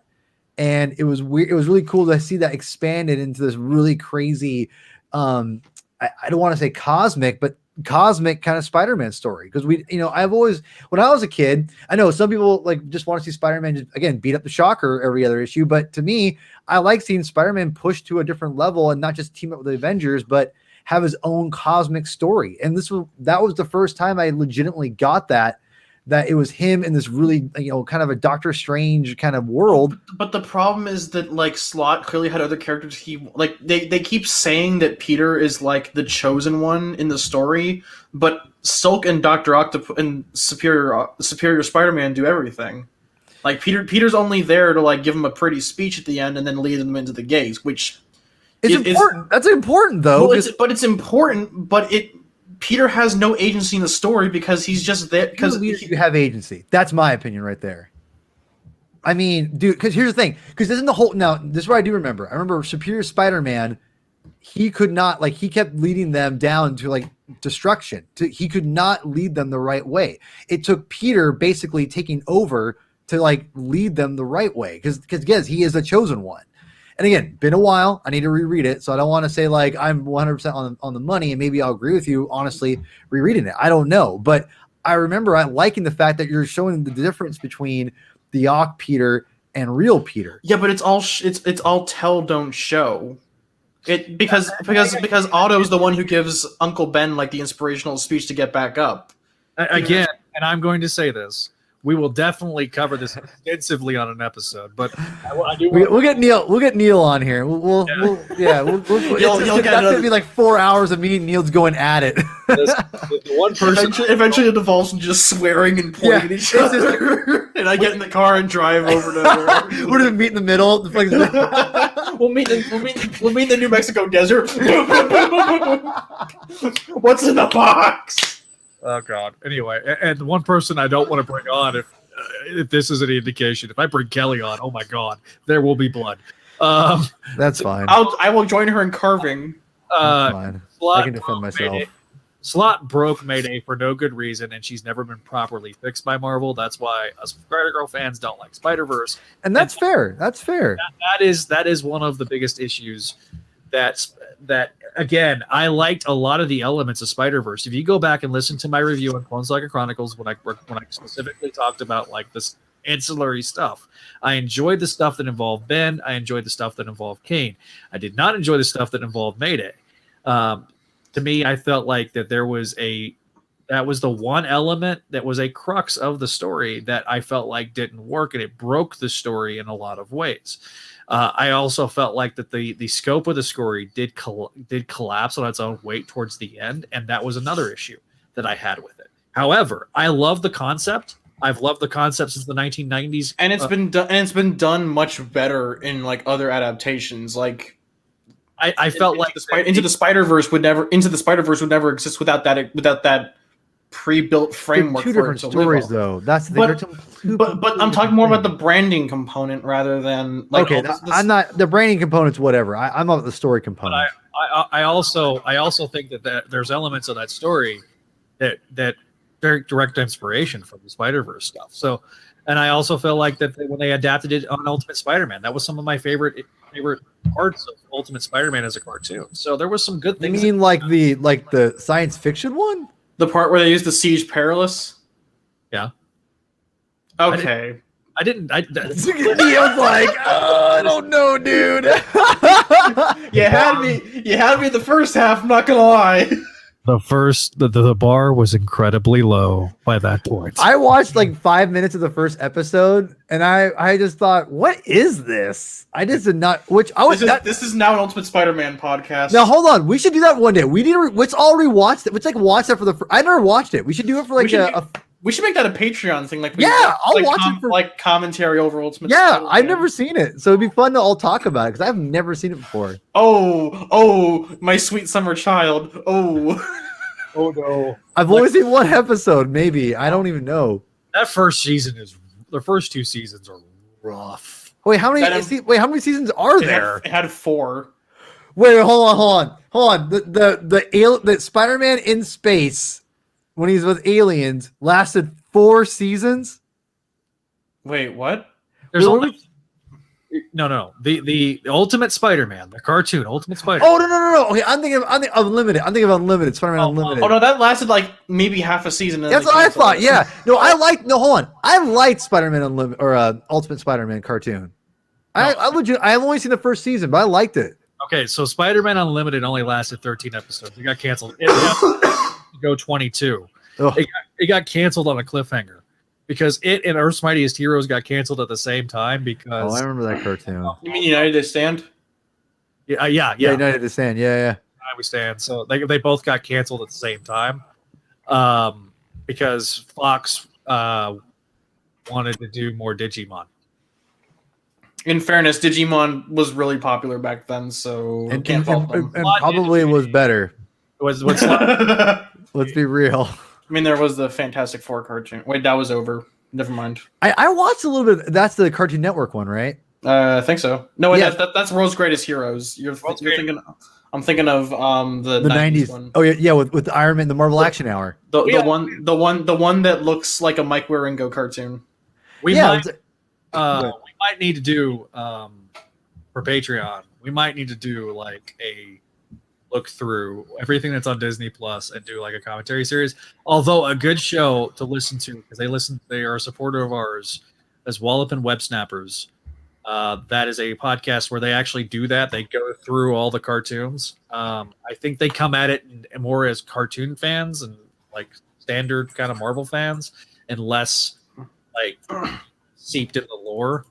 But that Fantastic Four show and the Iron Man was great. Well, the first season of Fantastic Four is rough a little bit. The second season is fantastic. No pun intended. It was so good. Yeah, the second season I think is better. And most of the like those two, Iron Man and Fantastic Four were in syndication. Hulk was on UPN. Yeah. So for those that for whatever reason didn't get UPN in their market, like me, I never got to see the Hulk show. But I hear the Hulk aesthetic is very like I've watched a few episodes of it here and there, and the aesthetic is very much more comic accurate. So it like animated Jack Kirby. Right on, Venkman. You're on the money on that one. Okay, by the way, I know we're talking about running the weeds here, but that's what I'm here for. Obviously, me and Zach could talk about and then Neil's the same way. We're all the same way. We can go on divergence all the time, all day long. My wife, however, is probably very angry. Anyways, Spencer's run good, Slot run bad. The end. Oh, stop it!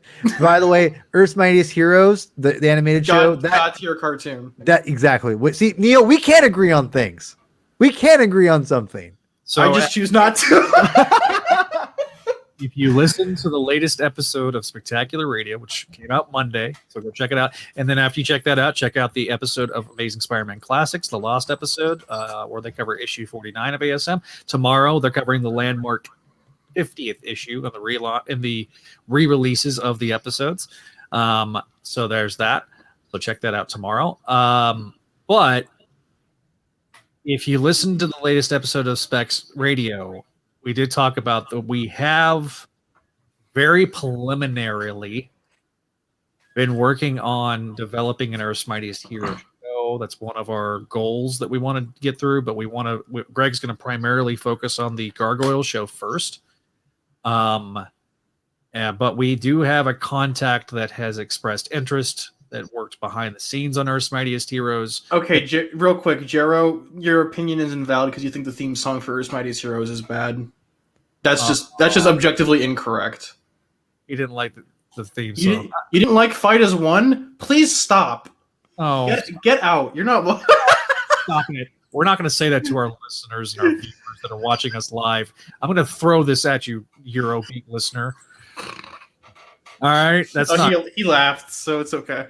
All right, he put LAMO in the chat. So, okay. So we are wrapping up April here on the Spideydude Experience. We'll be back in May. So any other final thoughts? Pete Thuggin. Yeah, I don't know. I'm sorry my computer went haywire. I couldn't join and talk about the Spidey news for Disney Plus. That was pretty exciting. Go ahead and give your brief thoughts on that right quick. It's huge. It honestly is huge. The fact that they're working that closely together shows that Sony's kind of got a brain a little bit somewhere, and they are smart to at this point to combine their efforts with Disney, and we'll see how far it gets them. I think the closer and closer they do this together, the more and more that it's likely they'll eventually sell to Disney, or it'll be pretty much Disney's character just basically using them in and out of the Marvel films and Marvel continuity or whatever, because Sony's just, especially with theaters, and who knows what's going to happen with theaters in a couple of years, their deal with Spider-Man could be pretty much a moot point. And so, well, listen, I think this is something that, and I mentioned this earlier. I think it's a massive win for consumers between this and the Sony Netflix deal. I think it's a huge win. Yeah, and so but I think this, obviously there's been a lot of rumors about Spider-Man TV series on Disney Plus, and I think this only gives giant credence to it. So if we're gonna get some big announcements on Spider-Man TV series in the next couple months, it's gonna be cool. I have no idea what they're gonna. I haven't been staying on rumors. I stayed on that stuff, but that's what I've heard, and I'm very interested to see what that means. So listen, I think, and I've said this before, I'll say this again. I think that Spider-Man works much better as a serialized drama. Everything pretty much does, I'd say. Well, I think specifically Spider-Man, though, because of the soap opera nature of his soap opera. Yeah, I guess. I was talking with Brad about this, but I think we've talked about it here too. But the Silk Amazon Prime TV series, that's literally like the best place you could put a character like Cindy's in a Amazon Prime series. Yeah, and I think it's a major deal. And I said that there was much more likely to happen. I said this before on the show, that it was more likely to happen that there would be a licensing agreement with Sony. I know I was laughed at the time, but the fact that we got it, I think, shows that we are seeing where the industry is going. And I think that the two deals are wins for the consumers, because right now Sony doesn't have their own streaming service, and it looks like that they're content on making these licensing agreements and making money. Because they don't have to spend distribution costs. Exactly. So it's going to be a very big deal, and I think it's a very good deal for the consumer. And and the one thing that they did stress was it wasn't going to affect their already existing slate. So it gives Sony an outlet to continue to produce creatively. Like It's a also- Jumanji. Like, well, I'm thinking less about Jumanji, but more like, you know, Do they still have James Bond's distribution rights? no, they ended. I think they officially ended with MGM. MGM. No Time to Die. Okay. Which I don't comes know. out- I remember that was like a big deal about like what franchises Sony has left, and Yeah, pretty much Spider-Man and Jumanji, and I think they end up losing. and Ghostbusters. Yeah, which look, I would be. We'll see how the new Ghostbusters movie does. I'm excited for it. So you got a couple questions before we get off. What do you think of the original G1 Transformers cartoon? I don't hate it. I certainly acknowledge it's a product of its time, very much. There's a charm to it that you can never capture again because the brand has kind of changed so drastically. It has become like a either a Michael Bay explosion fest or like a serious war movie commentary. But there's a certain charm to the original G1 cartoon that I think is timeless in its inability to be recreated. Question to you: are you going to buy that Optimus Prime self-transforming car? Oh God, no! I can't afford it. That thing is. I can't. Dude, okay. Muhammad sent me this link to an Optimus Prime figure that's like I think 75 inches. Yeah, and I can't even begin to fathom how much it costs. Let me see if I can find it. Listen, if I wasn't trying to save up money for a Sentinel that I'm going to have to buy in the aftermarket, unfortunately. Here we go. I'm sending you a link to it.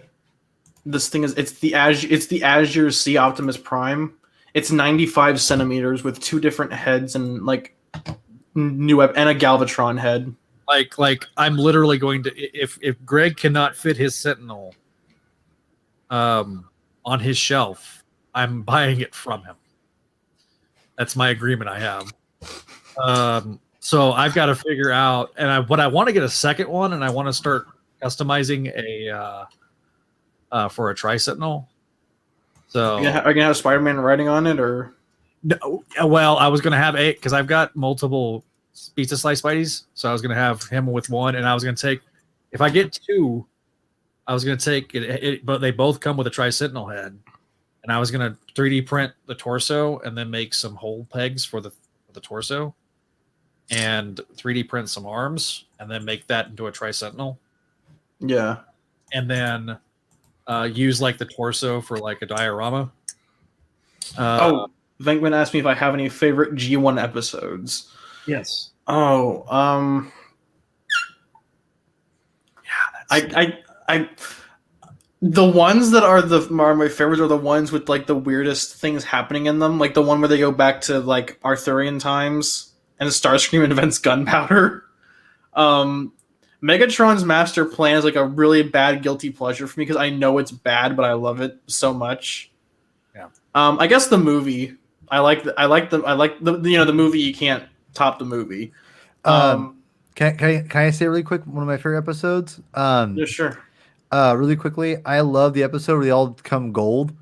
Oh, like there's that little more Starscream finds like that pool of gold. Yeah, and they come in and then it's so ridiculous, but I freaking love it. I like the one with Omega Supreme and the Constructicons where like they trick him in, or is it the one where they trick him into going away and then they destroy Crystal City?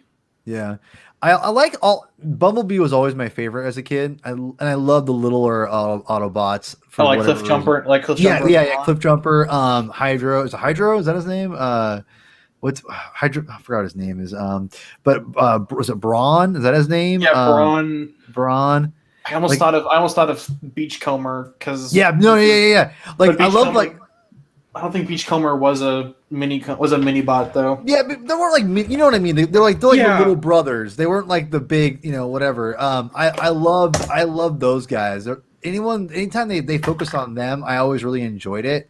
But yeah, those are episodes where that episode with Who was no? It wasn't the Starscream who found the gold stuff. It was like it was one of the little Autobots who found it. One of the cassettes, I think. Was it one of the cassettes? Oh, it was either one of the cassettes. It was either one of the cassettes or like one of the either one of the Seekers or might have been even one of the Rainmakers. Maybe no, not the Rainmakers, because the Rainmakers were introduced until like season 3, right? Yeah. Well, and obviously, I for whatever reason, I have a huge soft spot for. I love how Zach's like, I don't care about any of this. Whatever, dude. Dude, those OG Transformers cartoons are so my favorite. I grew up on that stuff. I was talking with Zach about them before you came back in, and I was like, there's a sort of timeless charm to them that you can't replicate because Transformers has, for better or worse, mutated into like a serious war story now. Yeah, I mean, for better or for worse is a good Yeah, like the Michael Bay movies, not so much, but then you get like Bumblebee or the Transformers Prime cartoon and the IDW comics. Yeah, you get some genuinely good stuff out of it. Boys and girls. I don't know if there's any girls watching us right now. Sarah. No, I think she's asleep. But yeah. So anyway, thank you. Let's kind of begin wrapping up. Final thoughts. Transformers good. Nick Spencer Spider-Man good. Slot bad. Next. Stop it, Neil. Stop. Okay, genuinely had a good. I like this issue. Lot of news coming out. All right, Paul, be thugging. Please follow me in my new YouTube channel, the Comic Binge YouTube channel, and I had my buddy Neil on. Hopefully he'll come on. Maybe we'll do a Silk review again for issue 2. I'll have Zach on soon as well. I need to get I found out like during this stream that Rian Gonzalez did a Silk cover, so I'm trying to figure out how to get that. So yeah, I'll be on the Comic Binge YouTube channel. It is associated loosely with the Spideydude Radio Network. Oh, it's associated because you're my homie. So yeah. we're associated. We got it. We got this. Comic Binge YouTube page. If you've not liked that page or subscribed, hit that notification bell, please. Brogan Rider Variety Hour, 8 p.m. Saturday. Not this Saturday, but next Saturdays. You're going to be busy, but follow Neil on Scrollspace, Patreon exclusive Spider Satellites show. But be sure to go on Twitch, twitch.tv/Quillsniv, and like that particular show. It is posted also on YouTube. Of course, make my Maydays on Fridays, 7 p.m. Eastern as well. And so I'm going to hit my outro music. So thanks again for watching. Make My Maydays, Friday, 7 p.m. Eastern. The next episode, we're going to be covering Spider-Girl 28 through 32, 7 p.m. Eastern Time here on the Spidey Radio Network channel. Thanks again for watching. If you have been watching, for you, those listening, hopefully you enjoyed this episode. Be sure to give us a review on your favorite podcasting app. Leave us 5 stars or less than 5 stars. Tell us why you don't like it. Of course, email address is SpideyRadioNetwork@gmail.com. The voicemail line, 818-925-6631. That is the voicemail line, and we will play your voicemails. If you like what we're doing here on the Spidey Network, be sure to leave us that voicemail and let us know what show you're talking about and where you're from. Of course, all these shows are available on our various social medias, such as @Spideydude Radio, @Spideydude Network on Facebook and Instagram. Be sure to like us on Patreon, patreon.com/Spidey Network. Thanks again to Vinkman and Scott for your help. And with that, we will see you guys next time here on the Spideydude Experience, where we're covering issue 65, 8, 7, 66 on this particular program. Thanks again for watching, for listening, and we will bid you a good evening, good night, or good morning. Thanks again for watching.